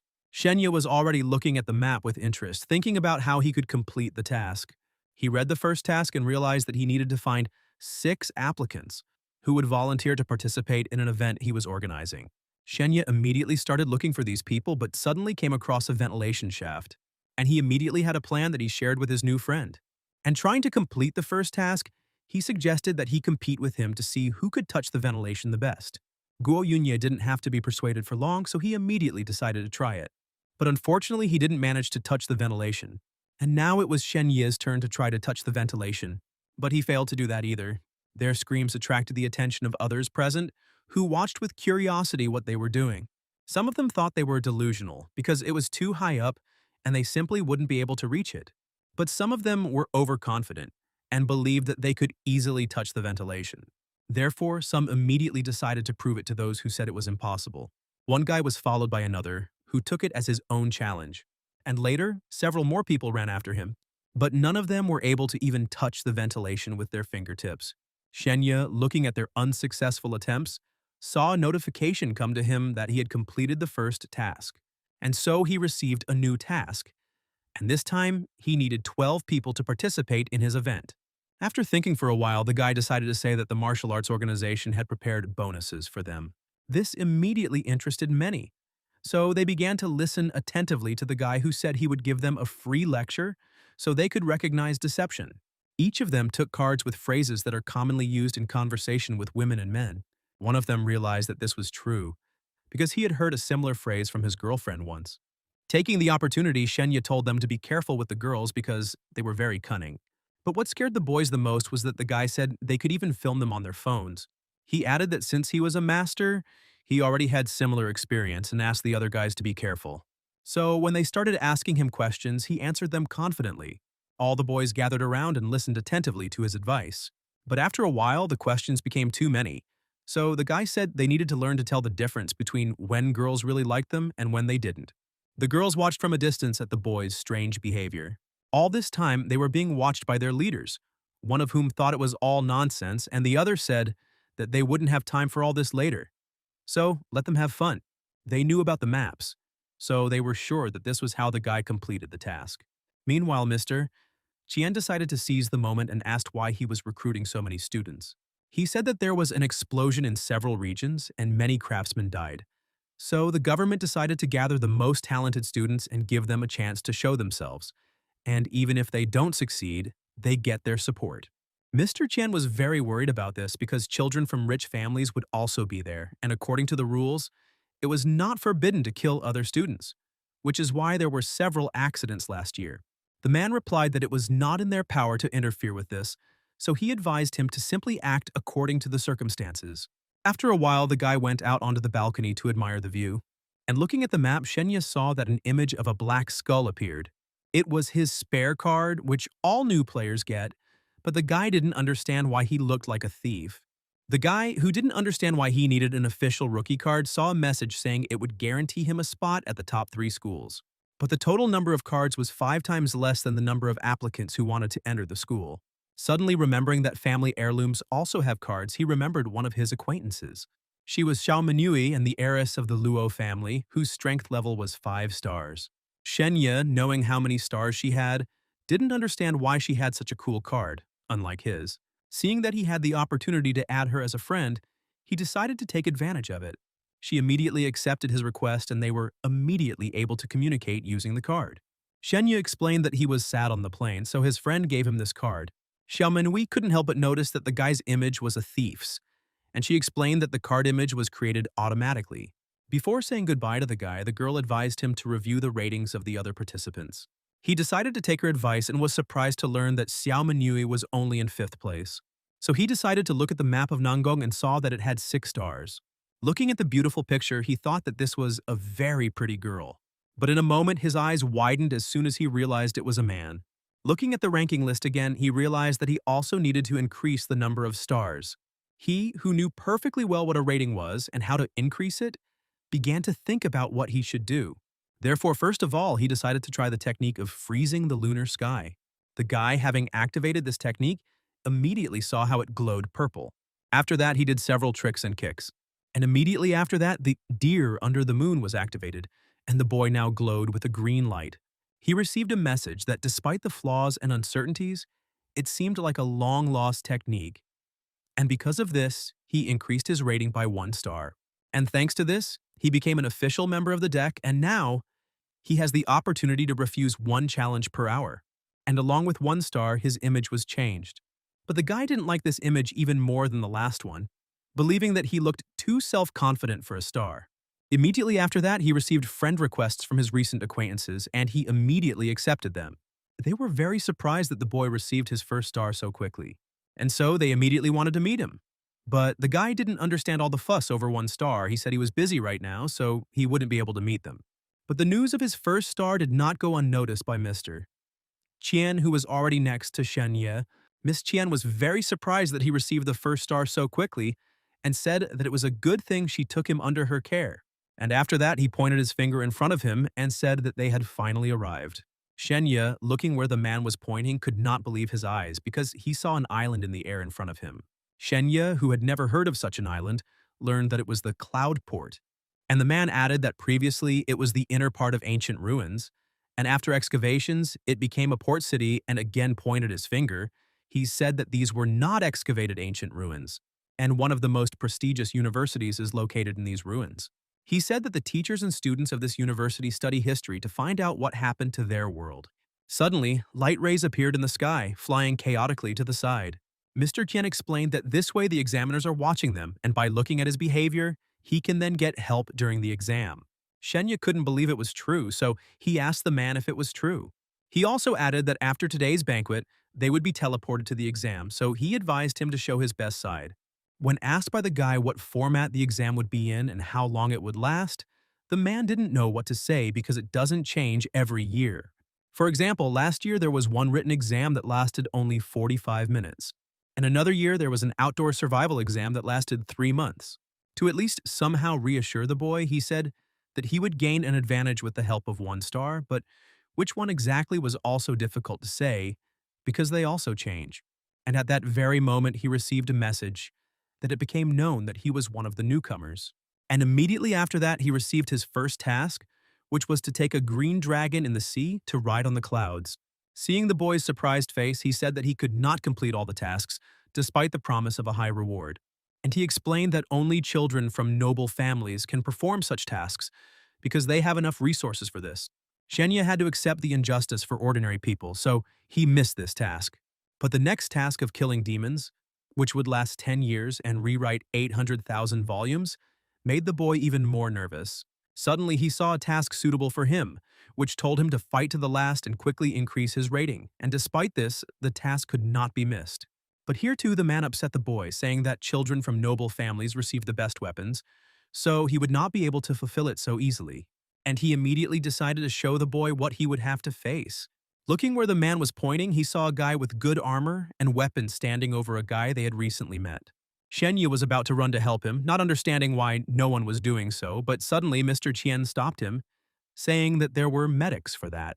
And he added that if a person dies, it will change the situation very much, and therefore he will not be allowed to take the exam and may even be imprisoned.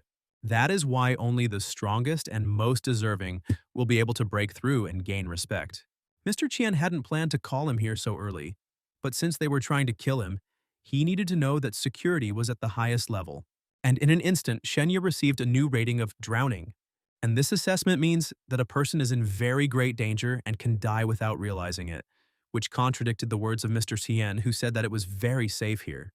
Continuing to look at the card, the boy wondered who exactly wanted to kill him. The children of noble families who decided to play with him or his opponents in the exam. And the subsequent message that someone was challenging him completely disturbed Shen Ya. But what surprised him most was that this opponent was Manui. The guy sincerely didn't understand why the girl did it. Suddenly, a familiar voice caught his attention, and he immediately raised his head. Standing in front of him was Manhui, whom Shen Ya had just been thinking about. Mr. Qian, not intending to disturb them, said that he would leave and not turn off the light, but the boy replied that they were just friends. First of all, the girl thanked him for curing her, and with this, she improved her skills. And when he asked why she challenged him to a duel, the girl suggested he find a better place to talk. She took him to the training room where he could talk comfortably because it had good soundproofing. Suddenly, they saw one girl fly into a wall very hard, thereby destroying it. Shen Ya immediately tensed up and wondered what was going on here. Meanwhile, the girl continued to stand by the wall and asked why he was competing with her if he knew that she had a much better weapon. The girl was indifferent to her words, saying that it was necessary to raise his rating. Shen Ya immediately recognized her, remembering that she had 4 stars and was ranked 17th. Suddenly, the girl's attention was drawn to Shen Ya himself, who also had 1 star.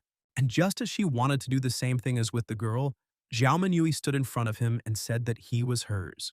The girl, not knowing Manui and her place in the ranking, became angry upon hearing her words. The girl repeated once again that Shen Ya belonged to her. These words made the girl very angry, so she decided to deal with Manui. And as she approached her, the girl calmly drew her sword. And in one fell swoop, she threw the girl away from her and left her without clothes. What he saw shocked everyone else present. And when they found out that the girl was 5th in the ranking, they all immediately ran away from her. Seeing how the girl beat up a man with 1 star, he asked if she would do the same to him. She jokingly said yes, but then explained that if she competed with him, no one else would be able to beat him. And to confirm her words, she showed a card that said the guy was currently in battle, so no one else could fight him. Shen Ya wondered why the other participants didn't do the same. Manui said that this was not entirely true, and added that they would be able to fight him if they could defeat her, thereby stopping the fight. This really calmed the guy down because he knew how strong the girl was. The guy decided to ask what would happen if someone scored more points than her. Manui explained that it would be very difficult and said that then that person would simply be forced to give up the points. Hearing her words, Shen Ya was once again convinced that strength was the best argument. And finally, entering the training room, the guy said that he would like one too, to which the girl replied that it was only available to noble families, and people like him would simply be thrown out of here. Shen Ya was very angry upon hearing this, because he was tired of the world only revolving around representatives of noble families. Trying to calm him down, Manui decided to start a conversation about Xiao Yin. The guy immediately forgot about it and remembered the girl who, while dead, was able to write him a message. Manui recalled that as soon as she took her to the Skinner, she died immediately. But upon hearing the next news, he was even more surprised when he learned that the shadow that came out of the body of the Slayer had also come out of Xiao Yibin's body earlier. Therefore, they both assumed that the Skinner was also alive and that the girl was going to take the exams. Therefore, she once again asked the boy to be very careful because the girl was now not human. The guy asked why they didn't inform Kunlun, to which the girl replied that she had already done so but had not received any answer, since they had no business with the death of an ordinary person. Shen Ya knew that the girl was right because when he called the police to ask for help in finding the girl's mother, he also received no answer. Meanwhile, Manui continued to talk about someone making a deal with the Skinner to take his body. Shen Ya couldn't believe that a person had such great strength until suddenly the girl changed the subject and said that her relatives wanted her to get married already.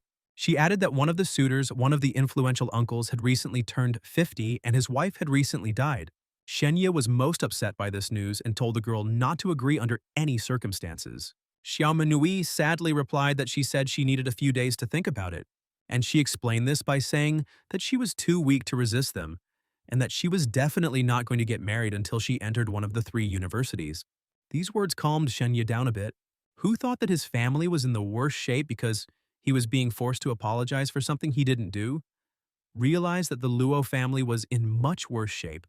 After that, the girl asked him if he had already chosen a university, and when she found out that he hadn't yet, she advised him to understand that before entering university, ordinary people cannot learn special skills. The next moment, the girl said that she could teach him the skills of her clan. And at that moment, the glow of her sword flashed near the surprised boy who had not expected such a proposal. Without wasting time, the girl immediately began to demonstrate one of the techniques that allowed her to move incredibly fast. Stopping, the girl explained that this blade method was called Linbo and suggested that the boy learn it. But Shen Ya was in no hurry to agree because he was worried that the girl would be harmed for passing on her family's techniques to him. Manui even froze when she heard the boy's words because she had never thought about it before. In reality, many families would give anything to get her family's equipment. And when the boy had such a chance, he was in no hurry to take it. Shen Ya smiled and said that he didn't want her to get into trouble. The girl, embarrassed by his words, told him not to worry, but at the same time she was pleased that he was worried about her. And finally the boy learned that he would like to learn, but he doesn't have a blade. But Xiao Manui remembered that he had a sword when he fought the Skinner, to which the boy replied that he had lost it. Xiao Manui had not thought about the blade before, and did not want to return home because it was too risky. And the girl also realized that you can't go far with just one blade technique, so she decided to teach the guy other techniques. And the girl began to count them until suddenly the guy heard the familiar thunder fist technique. Xiao Minwei explained that this technique is as fast and powerful as thunder and lightning, and only 7 families possess it.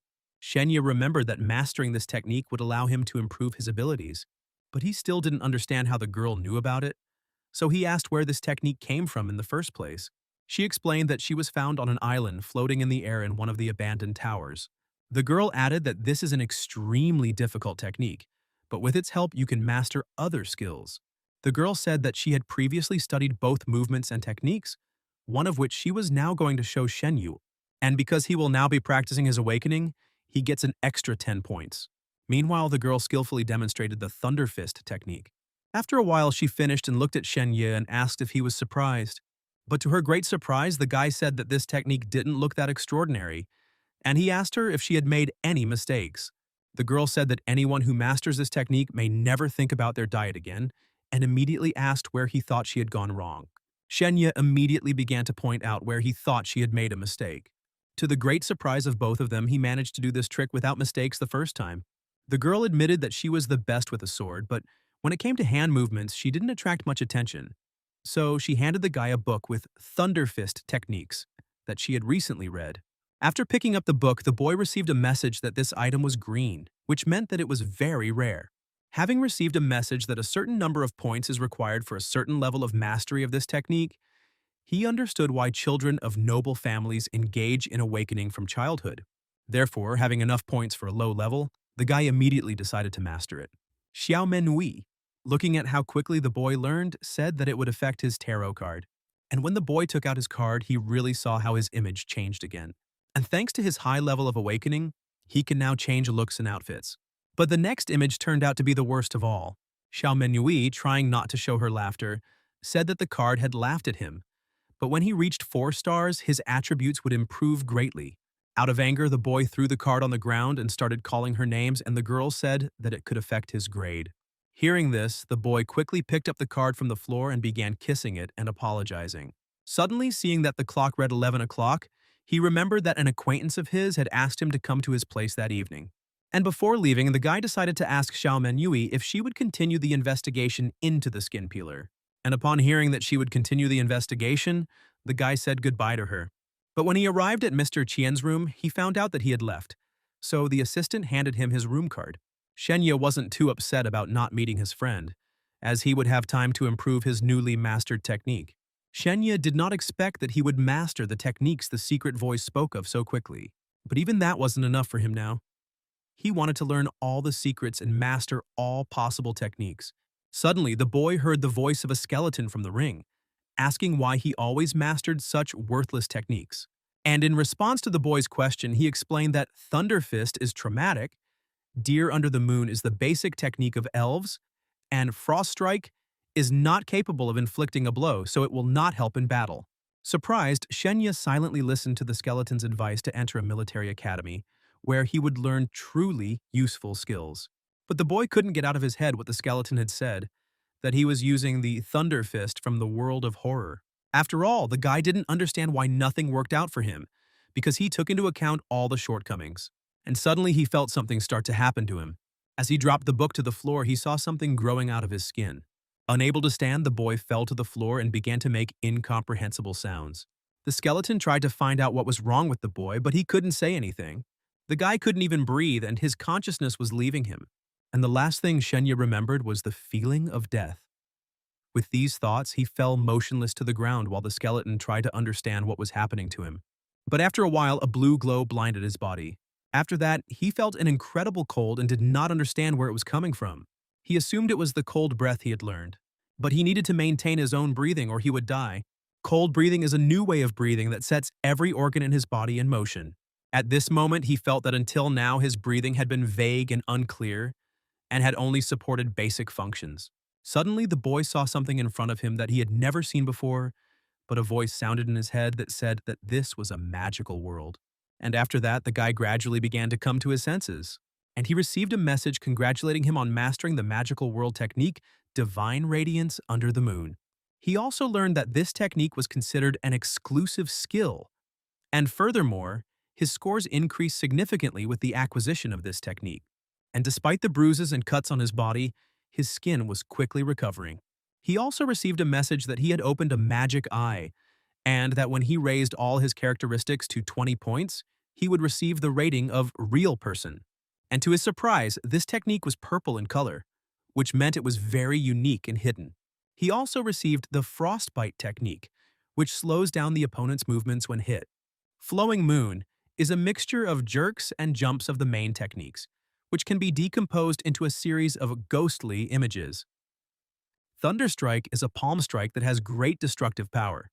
With the help of Sky Shadow, a person can hide in the shadow of a person or object, and can only be found if the enemy has the ability to see shadows everywhere. The guy, unable to hold back his laughter, could not even imagine before that he would be able to obtain all 4 techniques at once. Shen Ya was glad that he had spent so much time transitioning between worlds, but he did not understand where this technique came from. Realizing that he didn't need to worry about it now, he decided to wash the blood from his body. He was surprised that he had not yet died from the blows he had inflicted, which were fatal. And he also noticed that his eyes had changed. And besides, now he could see all the ratings that people had given him. But suddenly, his attention was caught by a red thread around his neck. And upon his question, a message immediately came that this divine technique was from another world. And when an opponent appeared within a radius of 250 kilometers, the opponent could immediately move towards it. Meanwhile, bets were placed in the casino and the failed assassination of Shen Ya was discussed. Therefore, those present decided to call the Assassins' Alliance. One of the attendees asked Sai Wu why the informant had been revealed, to which he explained that the best performer was very passionate about art, so he did not pay enough attention to the task. And he added that he had already paid the price, paying with his life. Another person present said that Shen Ya had arrived for the exam, and he hoped that this time the man would not fail them. After bowing, the man said that this time Shen Ya would be finished, and if not, he would personally behead himself. And after that, the call with the Assassins' Alliance was completed. But the man understood that he shouldn't rely on the killers, as they were unreliable and he needed to personally monitor the case. The man wanted to get rid of Shen Ya so that he would not harm his family again. Meanwhile, at the headquarters of the Assassin Alliance, Zai Wu is already entangled in a red thread. And the next moment, his head was separated from his entire body. But his flesh was not tasty, unlike the children of the heirs who had been fed medicine since childhood. And besides this man, he killed many others. And suddenly his mistress, Zhao Yibin, entered. She asked if he had really made a promise to someone without asking her. The Skinner just bowed his head guiltily and said he hadn't thought about it. But she didn't need his explanation and said that her followers should believe in their promises even if they lie. The Skinner replied that he would send the old man's head to Yongshan to fulfill his promise. Meanwhile, the girl changed the topic to Shen Ya, knowing that he was already at the port. So she asked her husband if he wanted to eat the heirs of rich families. And since the girl needed many souls to restore her strength, she said that the flesh would belong to him and the soul to her. The man, thanking his mistress for her generosity, said that she didn't need to worry about it and that he could handle them himself. The girl said that he found her spell, which means that he has another powerful creature besides the undead. And she added that now with his current strength, the Skin Ripper would quickly turn to ashes and even she wouldn't be able to resurrect him. They still had to not only take Shen Yi's soul, but also find out who exactly was behind it. At that time, the girl took her equipment away from the guy so that he wouldn't find it. He saw a message that the next time a person used this technique, he wouldn't even notice it. And he realized that the same thread was on the skin flare. And he realized that he was still alive. And only now did he understand why the map had rated him as a drowned man. His card changed again, and now instead of himself, he saw a deer in the score, victim walking into a trap. Shen Ya was surprised by how intelligent the card was, that it could see and sense his condition.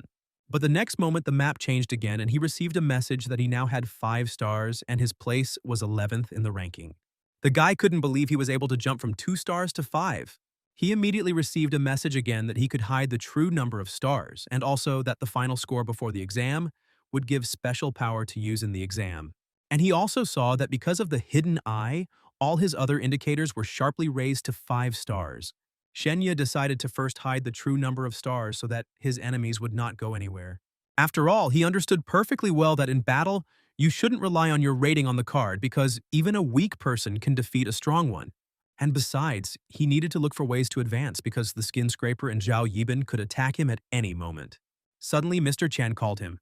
As soon as he picked up the phone, he heard the man screaming that he hadn't been able to reach him all day and that if it weren't for the camera footage, he would have already been looking for him with his dogs. The guy, surprised that he had been missing for a whole day, said that he had been with his family. After some time, Shen Ya came to Mr. Chen, who was going to tell him about the 3 best universities so that the boy could decide where it was best for him to enter.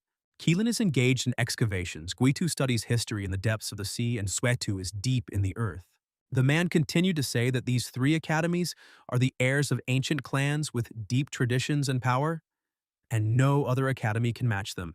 But the most powerful of all of these is Keelan. After all, it is she who studies the magic of spirits in the world, respected by most students from noble families. Guitu is inclined towards secrets and archaeology because in the past there were events in the history of civilization that existed to this day and lie underwater. So the students there are the most erudite. And in most cases, graduates become disciples of the church. Guitu is located deep underground and the history of humanity is located there, and the academy's style is martial. And it is the most mysterious academy of all. The man added that you can also find old machinery and equipment there, but few people use them. When asked why they are not used much, the man explained that it is about resonance because in addition to techniques, there are also secret arts. And to use them, you need a strong resonance. In other words, it's called recognition. After all, when a person receives recognition, they become their own in the magical world and objects worship them. Shen Ya, listening carefully, wondered what exactly was called recognition of the magical world. The man began to explain that the magical world was a realm of a source of power that was used to distribute everyone's sphere of power, but the boy was still far from that. So the organization prepared several simple techniques for him. Shen Ya returned his gaze to the worthless books in his hands, but some techniques caught his attention and he asked about the chrysanthemum technique and learned that with the help of this technique, he could create hallucinations for the opponent. Then the guy became interested in the divine fist technique. Mr. Chen said that during the excavation, one of the workers heard a voice.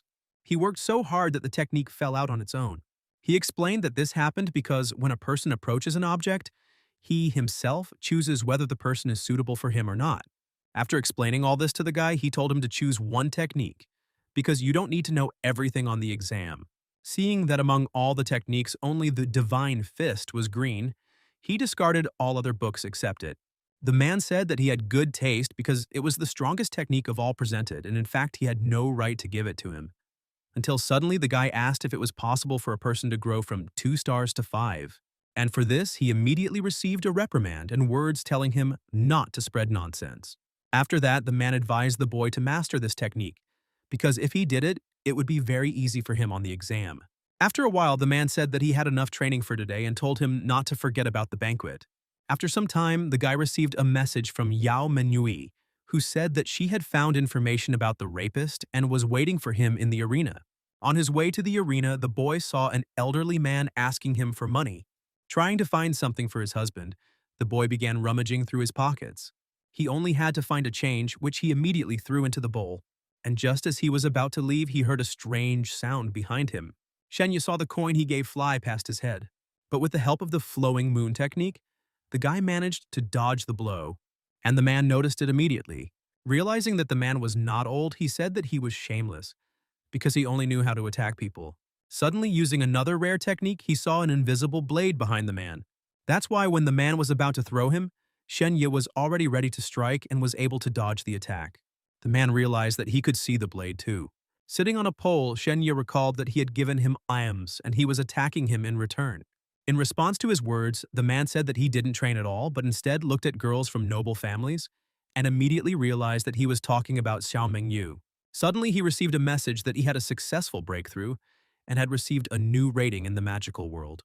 Shen Ya, having already realized that this man was from the Luo family, told him everything he thought about their family.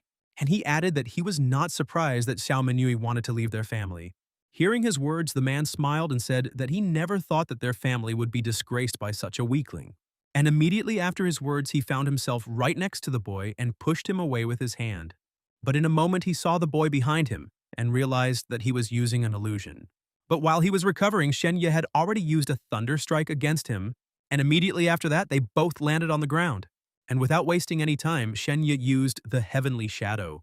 This greatly surprised the man, who did not expect that a boy at such a young age would be able to hide in the shadows.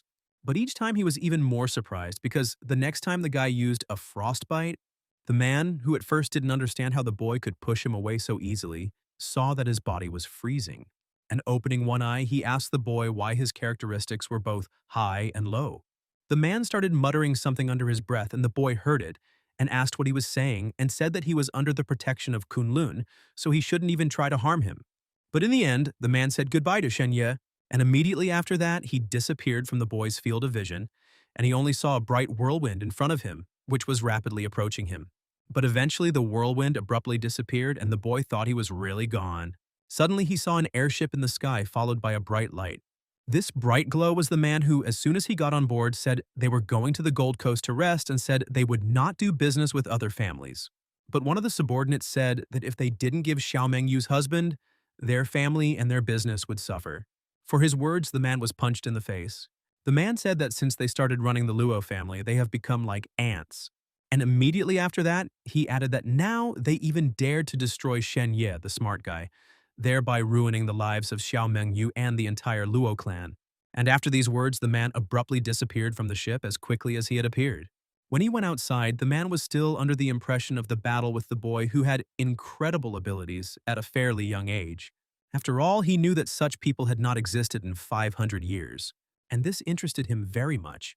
So he left the boy without completing his task. So he decided to observe him and his development for now. But the man also felt that he needed to support his granddaughter, Xiao Mengyu. After all, they belonged to the Luo clan and could not allow others to look down on them. A few minutes before the mysterious old man launched the helicopter, another strange event occurred. Shen Ya kept hearing sounds from the arena and didn't understand what was causing them. So he couldn't stand it and decided to go into the arena and saw Sao Manui there, who was improving her skills. As soon as the boy entered, he immediately felt the terrifying energy of the blade, which he really liked. With the help of improving his skills, he could see that Xiao Menwei's strength had not changed at all. Because although her technique was powerful, it was very difficult and required a lot of strength. As a swordsman, she still doubts her path, but she will only gain acceptance in the magical world when she finds her own path. Reading this data, the boy did not understand what kind of magical world this was. A few minutes later, Xiao Menwei approached him and apologized for keeping him waiting, and said that she had learned new information about the Skin Flayer. She told Shen Ya that he used to be a high-ranking member of the Archaeological Society, but a major event occurred during one of the important expeditions. She continued, saying that during archaeological work he broke the seal and released an unknown creature which led to numerous casualties. And the next time the man appeared in the role of a murderer. Xiao Manui also added that nothing is known about his life, only that he had a wife and daughter who died under strange circumstances and their bodies, which were all covered in scars and wounds, were found in the sewer. The sewer where the bodies were found was near a continent ruled by a small nobility, who after a while were also dead.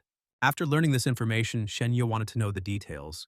The girl sadly replied that the sealing ritual was of a higher level, so she was unable to access the information. But she added that he should be careful in any case because they would soon find out that he was taking the exam and they would come for his soul. Shen Ya said that he would listen to her words and thanked her for the information. Suddenly, the girl wanted to say something, but she received an unexpected phone call. It was an aunt that the girl didn't really want to talk to, and Shen Ya could see it from the expression on her face. And when the girl hung up, Shen Ya asked the upset girl what happened. She explained that her family was calling her home because her engagement was coming up soon. When he asked what happened to her parents, she explained that her mother had died, and after her brother's death, her father had fallen into a coma. Dissatisfied with this injustice, Shen Ya did not want to leave it so easily, but the girl understood that she had no other choice. Shen Ya, trying to help her in some way, invited her to dinner to introduce her to the head of his organization so that she would join them and not be under the control of her family. Xiao Menui, who knew that her relatives hated him very much, asked if he was afraid of incurring their wrath. But the guy was determined and wasn't going to give up, and also said that he had met an old grandfather from her family. Xiao Menui, looking at the guy who seemed very young and weak to her, but she didn't understand why he was so bold. She couldn't help but pay attention to his gaze, his appearance, and how he behaved in the battle with the Ripper. But Xiao Manui still thought he was very gentle, so she asked where exactly they were going to have dinner. Shen Ya, confused by her question because he didn't expect her to agree so quickly, said that he didn't know yet and suggested that she figure it out later. The girl was annoyed that the guy invited her without knowing where, to which he replied that he was very sincere. Xiao Manui said that she was not the kind of girl who went on a date with just anyone, and suddenly someone called her again. It was her grandfather who wrote to tell her to leave the arena. Remembering that Shen Ya had already met him, she assumed that her grandfather was in trouble. So she ordered the boy to stay inside and said she would return to him soon. Embarrassed by her behavior, Shen Ya assumed that he had asked her out too abruptly as he had no experience with girls. Meanwhile, the girl tried to meet her grandfather as soon as possible. Suddenly, she saw a bright light behind her, which meant that her grandfather would come to her himself. And the next moment, this radiance completely enveloped the girl. The girl heard her grandfather's voice saying that he finally agreed to help her. Suddenly, he handed her the blade that belonged to the divine Lo. And looking to the side, she saw an airship flying past her. And looking at him, she thanked her grandfather for believing in her. Shen Ya, who couldn't bear to do nothing, noticed that her whole body was burning. The girl told him not to worry and explained that she had met her grandfather, who wanted to look after her and also passed on the blade technique to her. Shen Ya was glad that not everyone in the girl's family cared about her.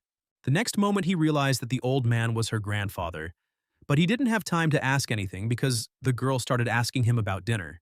And after his strange answer, the girl started laughing very loudly, thereby causing the guy to misunderstand. Not understanding what was going on, Shen Ya asked if he had said something wrong. Stopping laughing, she said that every participant had to attend the banquet anyway, so they would go to dinner together anyway. Having completely forgotten about the banquet, he realized that he really shouldn't have invited her and now he didn't know what to do. But in the end, they decided to go to the banquet together. Shen Ya, who had never seen Xiao Manui's expression like this before, remembered that she was still quite young, so it was still a familiar expression for her. And after that, they went to the banquet on the guy's motorcycle, which the girl really liked to ride.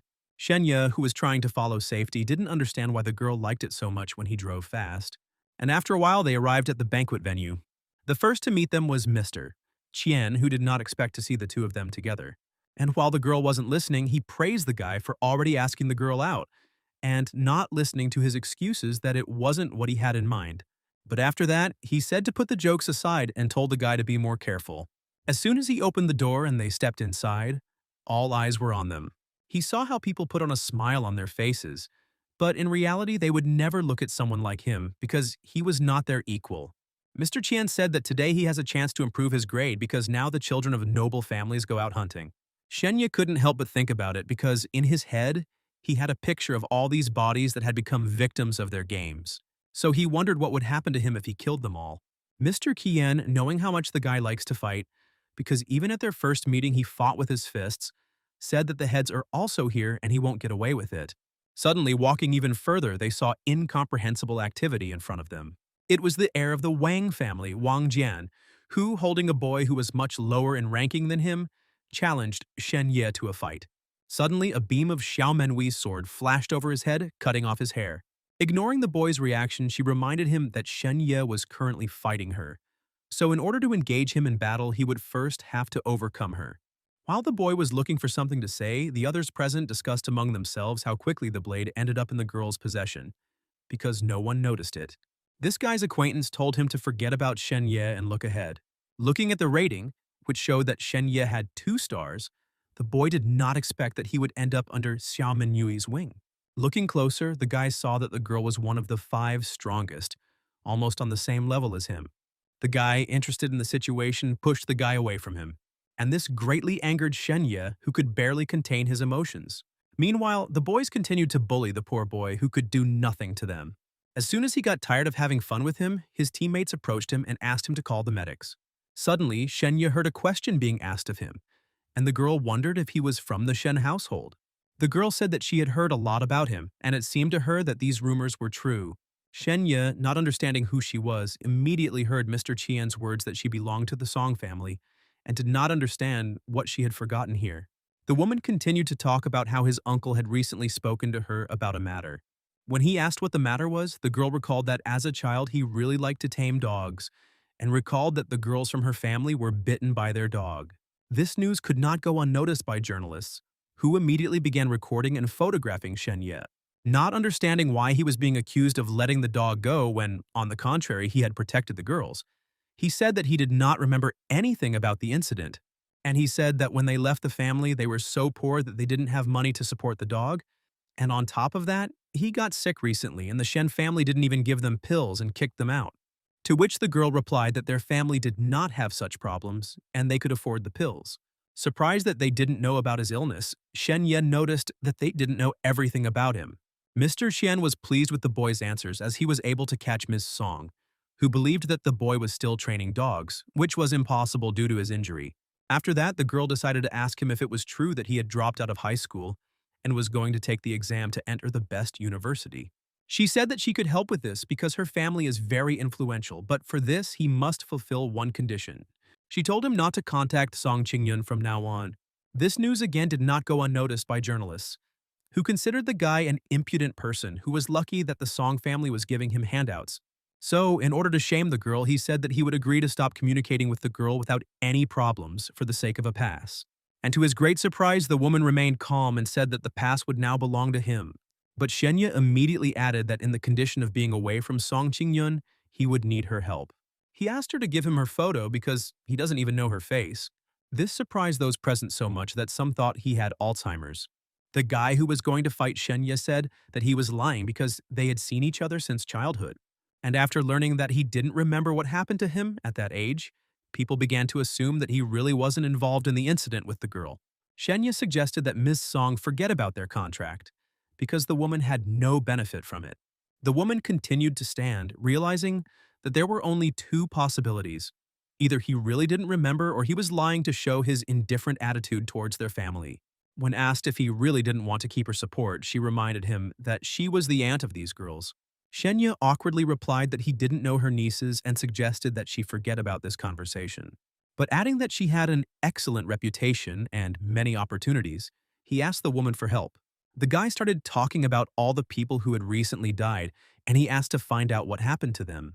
So he asked if she knew who was causing all this trouble, and saying that tens of thousands of lives were at stake, he said that she had more opportunities and could learn more information. So he asked her to do so. The girl, realizing that the guy was just taking advantage of the situation, said that Captain Lo's sister was dealing with this personally. Seeing Xiao Manui in front of her, she congratulated her on her engagement and asked why she was with Shen Ya then. To which the girl calmly said with a smile on her face that she was not engaged. Trying to protect the girl, Shen Ya said that the woman trusted gossip too much and said that it was impolite to discuss her engagement in public. But he also added that the woman is right, that they are investigating and that they are even having some success. And he said that we can't talk about them right now. These words made the woman change her expression. Mr. Qian, realizing that this could end badly, reminded the boy that he was playing with fire. Suddenly, one of the men spoke up and said that the daughter of the Luo family was very noble and wise, so she wouldn't talk to just anyone. The man added that since she was still young, she didn't know all the family routines, but added that she was indeed engaged. The woman recognized her husband as Luo Erlen and asked on what occasion he had attended their banquet. Ignoring her question, he turned to Xiao Manui and asked why she didn't follow his order and returned to complete the engagement, to which she replied that she was preparing for an exam. The man said it was a family matter and ordered not to argue with Miss Anne and ordered her to follow him. But the girl was able to dodge and asked where he was going to take her. The man, clenching his fist, told her to agree to the engagement. The girl asked if her grandfather and father had given their consent to this. And thinking before she spoke, she asked if he had asked her permission. The man, continuing to speak calmly, said that the head of the family knew about all this and her father was in a coma. Xiao Manui decided to publicly ask how old her fiancé was. The man, unable to bear it, grabbed her hand and told her not to do anything stupid anymore. Xiao Manui calmly said that grandfather did not agree and father could not say anything. So who gave him the right to decide her fate? And after that, the radiance of the holy blade of Lo appeared in the air. At this moment, Shen Ya noticed that her assessment had changed, which meant that she was confidently following her path and would no longer deviate from it. Meanwhile, the man showed his blade to the head of the family and said that if she did not obey him, he would be forced to use it. In response to his threats, the girl immediately used her blade, and the impact was so strong that the man did several somersaults before crashing into the wall. The girl calmly called him a greedy and evil guy who holds a sacred weapon but can't even parry a single blow, and who makes decisions without the consent of the clan head. And immediately after that, she added that he was not worthy of using it. Therefore, the girl asked the sword itself if he wanted to go with her and become her ally. And immediately after her proposal, the blade emerged from the man's hand, signifying his consent. After that, the girl already had two swords with her. After that, everyone paid attention to the ranking, and in first place were now two people, Nangong and Xiao Yin. Everyone present believed that this was due solely to her family's sacred weapon. But only Shen Ya understood that this was not just because if she had not reached the grade of saint, then the sacred weapon would not have accepted her. And this rating depends not only on personal strength, but also on equipment, resources, potential, and even will. Mr. Qian told the boy that if the blade recognized her, then she would now become the head of the family. But in order not to upset the boy, the man hit him and said that this family had good resources, but he had reached 2 stars even without them. After saying that it was all through his efforts, Shen Ya began to think about Mr. Qian's reaction if he found out that he actually had 5 stars. After Xiao Manui became the head of the clan, she decided to speak openly, and the girl, without wasting time, immediately started talking about their investigation.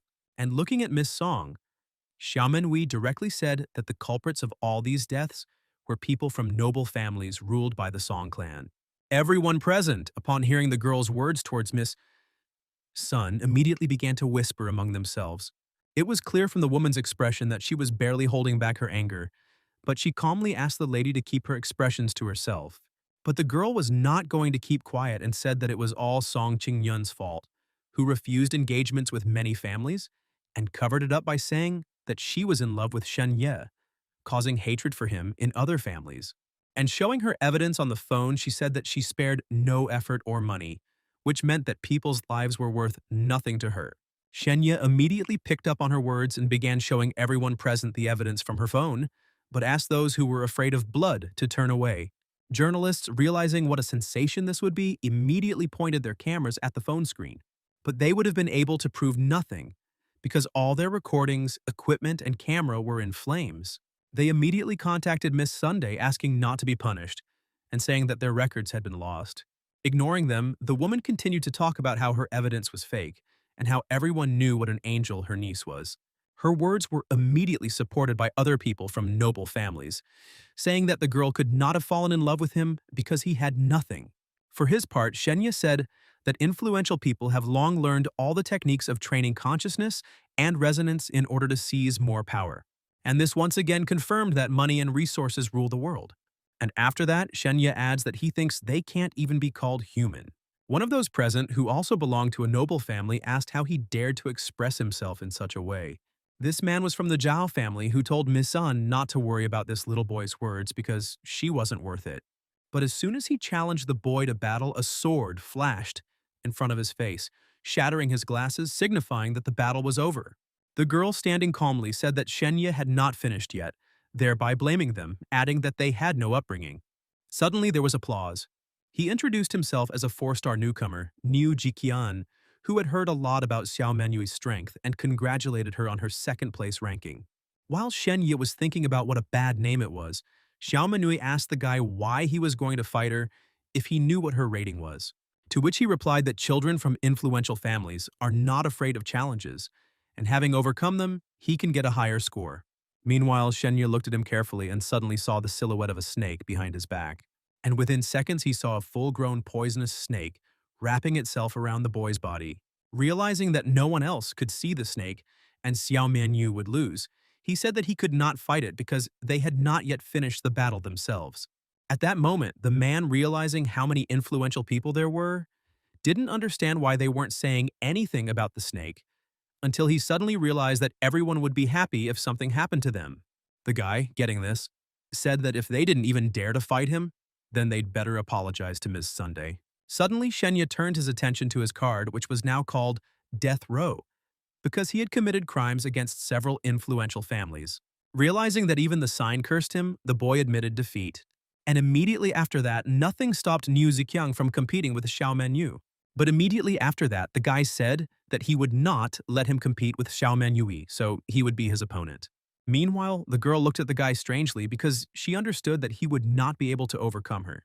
Meanwhile, New Jikian laughed because he had never seen a rookie with 2 stars challenge a person with 4 stars. And after that, he honestly said that such trash was not even worthy of competing with him because his energy alone would scare him. Shen Ya wasn't even going to think about the words because he knew that only a snake would attack him. Therefore, while observing the snake's movements, he used the Thunder Fist. Everyone else present didn't understand what the guy was doing, and others who had also seen the snake finally realized that he too was able to see it. And the next moment, the girl herself realized it too, but she didn't understand how he managed it. At that moment, Shenya's eyes lit up with a magical glow. This could not help but be noticed by Mr. Qian, who realized that he had awakened the magical world. Niu Ziqiang still couldn't believe that the boy could see Shu Hei, because only those with magical eyesight could do that. Therefore, he decided that it was time to attack and finish this battle. At the same time, trying to distract the boy from the snake, Niu Jiqiang lunged at him with a punch. But Shenya, using another technique, not only dodged her blow, but also dodged the snake's blow. And with the help of a frostbite, the boy pushed the snake back up with his foot. People who did not belong to noble families did not understand what was happening with the battle, but one thing was clear to them, that the boy would win. After all, the noble families were very dissatisfied. Only now did Xiao Manui realize that the guy had awakened his magic gaze, which was why he didn't let her go, because she would have lost immediately, because she couldn't see the spirit. Meanwhile, the boy asked the boy what he could do without his snake. Having nothing to say to him, he simply called him arrogant. And twirling the stick in his hands, he reminded me that he was in 4th place in the ranking and asked who he was. Meanwhile, others couldn't help but notice how powerful the energy Niu Ziqiang possessed was, even sucking them in. At that moment, the boy pointed his weapon directly at Shen Yu's body. All his friends immediately wanted to go help him, but there was nothing they could do about it. But the next moment they saw that there was no blow, because the boy had put his hand in front of him in time. The guy didn't understand why he put all his strength into the blow, but didn't get any results. But the fact that the boy had now grabbed him by the stick surprised him even more. And after that, Shen Ya easily lifted him into the air, holding him by his clothes. And he immediately tried to break free, telling him not to touch him with his dirty hands. Continuing to hold him, he said if he took one more step, he would tear his head off. Seeing Shen Ya talking to the snake, he ordered it to bite Shen Ya. Realizing that the guy himself couldn't always see a snake, he realized that he had received the rating with the help of the resources of his noble family. Meanwhile, the boy still continued to order his snake to bite him, realizing that Shen Ya would not be able to do anything to him in front of everyone. But unexpectedly, the boy received a blow to the face which knocked out his tooth. He, continuing to hold it, said that it was a blow for the girl he had fought with before. Seeing that the snake was still approaching him, he again ordered it not to move, otherwise he would kill its master. Meanwhile, the man, despite his dire situation, began threatening the boy, saying that he would destroy all of his friends and family. Meanwhile, Shenya received a message that all conditions had been met and now his divine fist had greater power. So he immediately decided to test him and hit the boy again. His friends looked at this situation with joy because they would have liked to do it themselves. And after a while, the boy's face swelled up so much that now even his own mother doesn't recognize him. And looking at the crazy eyes of the guy who had just entered the taste, he understood that he would finish him off. So now the boy, coughing up blood, was asking for help. But all the nobles present stood motionless, continuing to watch their duel. This was partly beneficial to them because if Shenya killed him, all 3 academies would unite to punish the boy for his actions. But the woman was not heartless. So she promised herself that she would support his father so that he would become the head of their family after his death. After all, his main mission now was to die at the hands of Shen Ya. Meanwhile, the boy, being prepared for his death, suddenly heard Shen Ya's sharp laughter. Calling the boy an idiot because he thought he was going to kill him, he ordered him to look around to make sure no one was helping him. And he, in front of everyone, voiced their thoughts that if he killed him, everyone would not care because he would be punished for this, and by doing so, he would wash away the shame of all the noble families. Turning to the man who had recently protected her, the woman ordered him to make a deal to silence Shen Ya. And so this man entered the arena. He said he was from Keelan Academy and praised him for his excellent fight and said he would achieve great success. Not expecting that someone thought he would kill the guy, Shen Ye received a message that the duel had been interrupted. Meanwhile, Miss Anne gave the boy a pill so that he could survive until the exam. And at the same time, everyone received a message that time was up and all final scores and awards for newcomers were being distributed. Xiao Manui also received her reward, which was the image of a holy blade. She received an artifact with which she will gain more strength by performing teamwork. Shen Ya also received the artifact Unwavering, because despite how many times he was on the verge of death, he did not give up for anything and received this name. And he also got the Flesh card, which means he can take up to 3 hits before dying to become suitable meat for others. And after that, everyone received an item necessary for surviving the exam, a burning fire that cannot be extinguished and that helps them see each other better. And then they got a message that in 3 minutes, they would move to the exam location. Then the guy saw that his fire had been stolen, even before the exam started, and now he couldn't see anyone. But when he heard the boys' laughter, he immediately understood whose hand it was. Who was saying that this was just the beginning of their struggle. But the guy didn't stop there and continued to say that they are born at the top, and people like him are pitiful ants who are worthless. Then he moved on to insulting others and again began threatening Shen Ya that he would kill his entire family. Shen Ya calmly replied that the noble one knows fate and is not afraid of it, but the persistent one does not deviate from his path. After that, he decided to admit to everyone present that noble families always want to take something from others, and this time they targeted him, and the next time someone else. These words immediately turned the common people against the nobility. Meanwhile, the guy continues to say that of course they don't have the resources, talents, and weapons that the rich do, but adding that they are not inferior and they should not tolerate insults and humiliation. He said that they have courage. And when there were 10 seconds left before the exam, he showed everyone his card, which was called Unwavering. After saying that he was not afraid of being alone and would follow his goal to the end, the exam began. At that moment, the boy who was also listening to Shen Ya's speech looked at him with a wicked smile. And the next moment, the first stage of the exam began, in which they had to come up with a way to reach the floating island below, otherwise the person would die.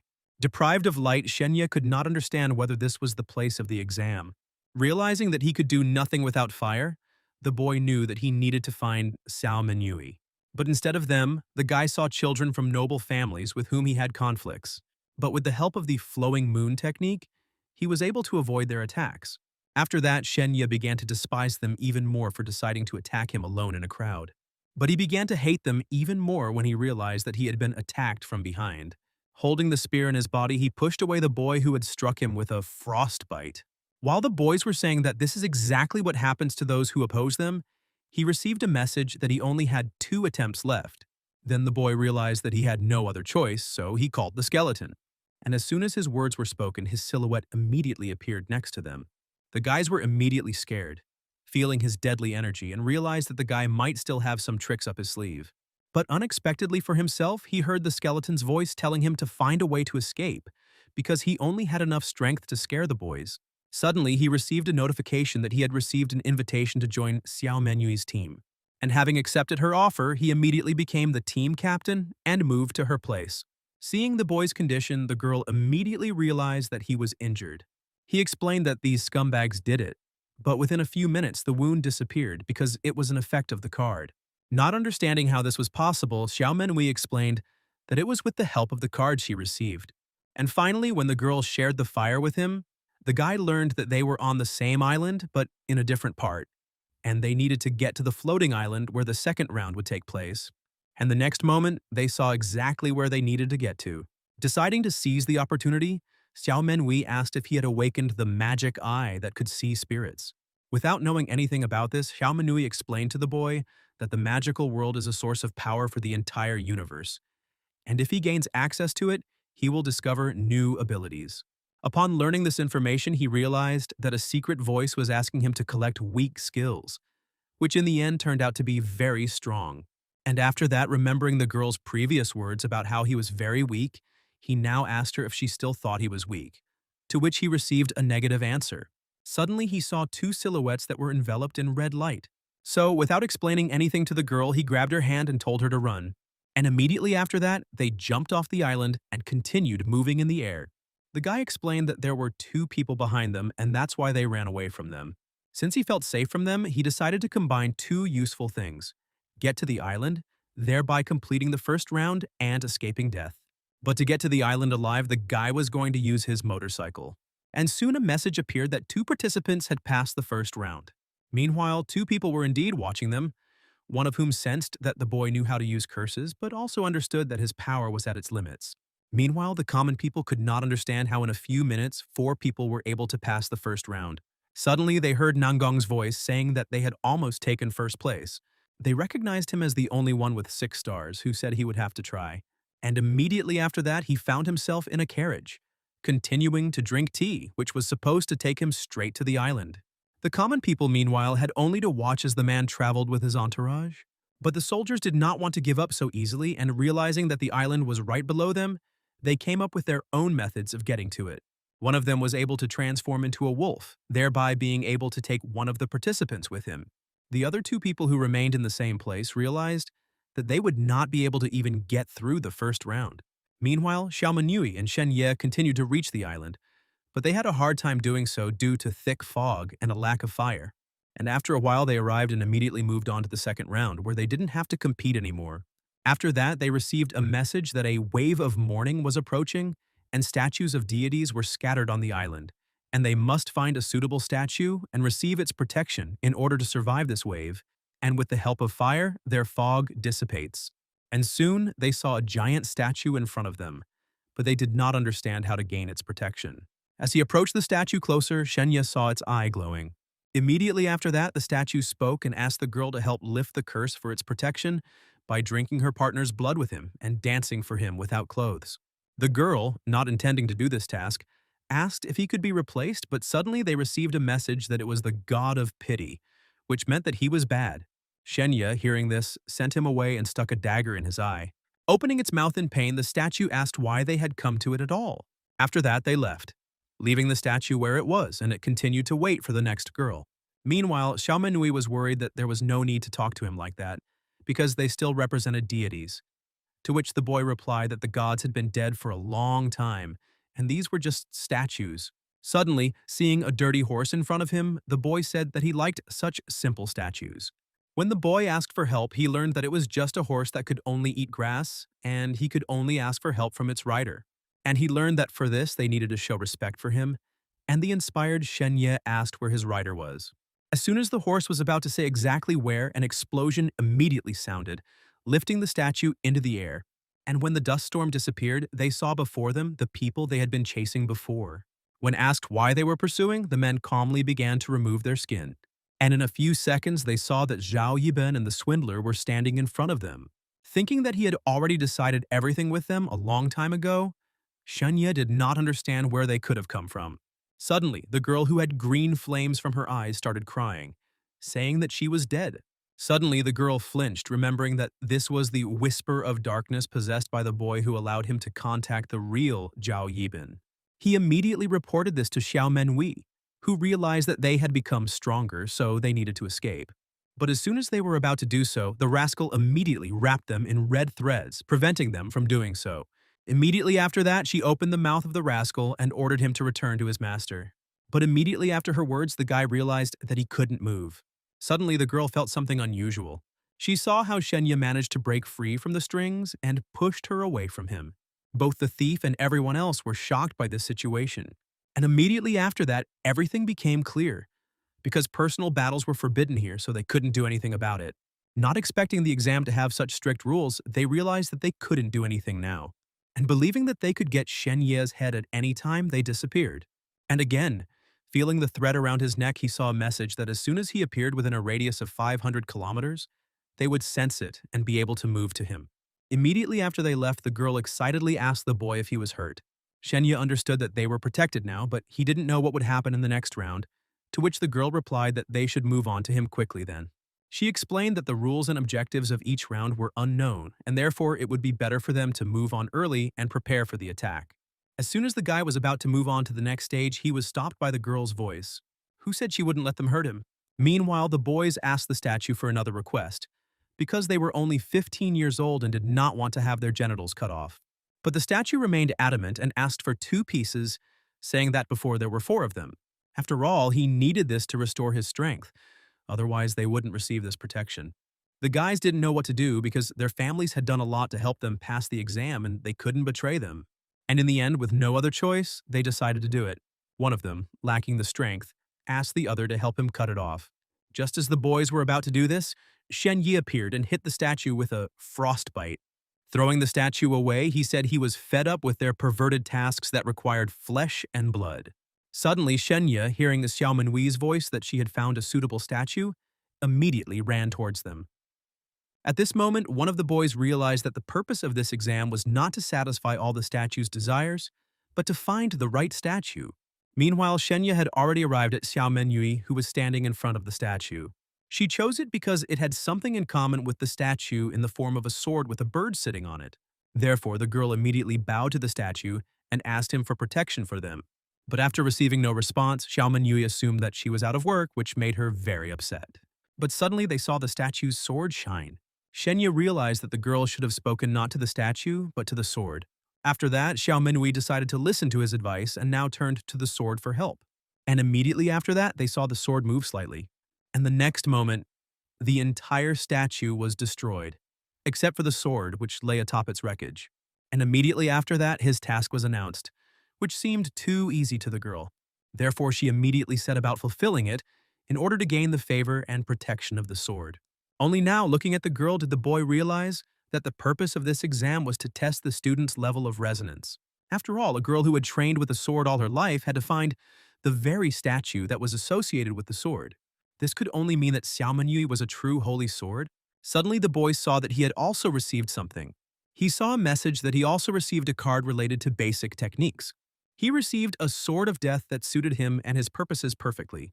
Meanwhile, Xiao Manui used multiple swords at once, which once again showed her strength. And they received a message that their fire would soon disappear, because they would no longer need it. After that, they saw words next to the sword that they needed to find the shelter of the holy blade very quickly. Assuming that gaining status is not only about moving to the next level, but also gaining additional resources and status. So he told the girl to seek shelter while he himself would go look for another statue that suited him. Xiao Manui, realizing that this could be dangerous for the boy, was not going to leave him alone. And suddenly the boy saw his enemies again. One of them was determined to kill him today. And the same thing happened to them as to Zhao Yibin and the Skinner, which meant they didn't read the rules. Remembering where he was in a hurry, Shen Ya was angry that these idiots had wasted his precious time. Suddenly they saw a stream not far from them. The guy immediately felt that there was something inside him and remembered his liquid moon skill. And besides, he couldn't find any statues associated with himself. Realizing that he had little time, the guy decided to forget about it and find protection for himself. Suddenly, Xiao Manui unexpectedly told him to stop lying, and she wondered if his statue was in the water. Assuming she thought of it because he was staring at the water for a very long time. So in the end, he told the girl that he would try to come back quickly and dove into the water. And having received a message that a wave of crying would begin in half a minute, she therefore ordered the holy blade to follow her. She did this to give Shen Ya even more time. The girl continued walking until she heard someone rustling next to her. Turning around, she saw a giant monster about to attack her. But she was prepared for the situation, so she was going to use her sword, with which she cut the monster into 2 parts in one motion. But the most unexpected thing for her was that it wasn't just one monster, but many of them, walking towards the water. So to prevent them from doing so, she threw down her sword, who chopped up all their bodies in one fell swoop. Xiao Manui could only marvel at the skills of this sword. Suddenly, she saw a hand in front of her, pointing directly at her. Immediately after that, the girl realized that she couldn't move. Meanwhile, the hand, which had several eyes on it, crawled out of the ground even more. And immediately after that, the hand dived into the water, trying to find something there. Xiao Manui, who was still unable to move, could only bite her lips, hoping that Shen Ya would not find her. She couldn't let anything happen to the boy, so she grabbed her sword and immediately threw it towards her hand, from which purple liquid flowed. And immediately after that, the hand screamed as if in a human voice, and the girl saw black smoke coming out of it as well. Realizing that the hand was very gigantic and she simply wouldn't be able to handle it, the girl began to think about what monsters were hiding inside the wave of crying. Suddenly, her attention was drawn to Shen Ya's face, which had been vomiting out of the water. And immediately after that, she saw a statue in his hand, which meant that they now had to hurry to find protection. A few minutes later, they were near the riverbank. The sword spirit said that this place was not strong enough for a refuge, but now they had no choice but to stay here. After all, the fog is changing from black to red, which means that the wave of crying is intensifying. And after that, looking to the side, she asked if this tree was a divine statue. Shen Ya immediately decided to check it out, starting to ask the statue for help. And suddenly, lifting the statue, he saw something strange. He saw the statue's roots grow into the ground, and within seconds a tree grew on the leaf that was written to them to offer him sunlight and fertilizer so that he could protect them. Fortunately, the boy had several items stored in his ring, so he could easily get him some water. The boy watered the plant while Xiao Manui wondered how a boy from an ordinary family could have so many skills and such an artifact. Suddenly, a new note appeared on the leaves, informing him that this was not the right water, but that he needed water rich in nutrients. And immediately after that, he wrote its recipe. And this was already a real problem for them, because they were in a cave. But in the end, the guy had all the necessary ingredients with him, so in a few minutes, he created the special water. The guy, after watering the plant in annoyance, asked him why he didn't just say he wanted a Coke while he was enjoying the drink. And after a while, they noticed that they had managed to get rid of the water and there was fertilizer and sunlight left. Xiao Manui began to worry about the lack of sunlight and suggested using a candle, to which Shen Ya replied that it should be something impermanent, like water. And in a moment, an inscription appeared on the sheet about insufficient brightness. He didn't understand why it said not enough instead of lack of sun. And having understood something, Shen Ya began to call the tree pleasant words and glorify it. Xiao Manui, embarrassed by this situation, asked the guy to stop. But when I saw that in addition to the water, the sunlight had already been crossed out, I didn't understand how Shen Ya did it. Meanwhile, the boy was proud of himself and realized that he only had fertilizer left. But his confidence quickly vanished once he read that fertilizer meant he had to create a poem about the moon. The boy had enough talent, so he immediately began to recite the poem, enchanting not only the tree but also Xiao Menyu. And after that, a smile appeared on the statue, and it itself asked to take it with them. Shen Ya, taking her in his arms, did not understand how she could protect them. But their thoughts were interrupted by an unexpected noise in the cave.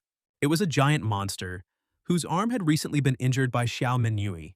And while they were trying to figure out what kind of creature it was, it had already destroyed the cave where they were. But unexpectedly for everyone, the girl's sword prevented him hitting him. Shen Ya praised the sword for its bravery, but the girl remained vigilant and ordered the boy to look at the ground. Turning around, the boy really saw something rapidly approaching him. This is the creature that Xiao Manui had recently encountered, which was now trying to destroy him. But unexpectedly for himself, he was helped by his statue, which ended up in the monster's mouth. Shen Ya, frozen in place in shock, did not understand how the tree was able to switch places with him. The statue said to be precise, he is his replacement. And immediately after these words, the color of the statue changed to black. Continuing to hang on the monster, the tree asked Shen Ya to give one drop of blood so that they could swap bodies without any problems. And after a while, the monster fell motionless to the ground and the skeleton, deciding to take a chance, asked the boy to put the monster in his ring to regain his strength. Shen Ya, while fulfilling his request, could not help but remain unnoticed by Xiao Manui. The guy, trying to think of something, said that he likes to collect insects. But the next moment they forgot about it, as they saw that the girl's sword had shattered, which was very bad.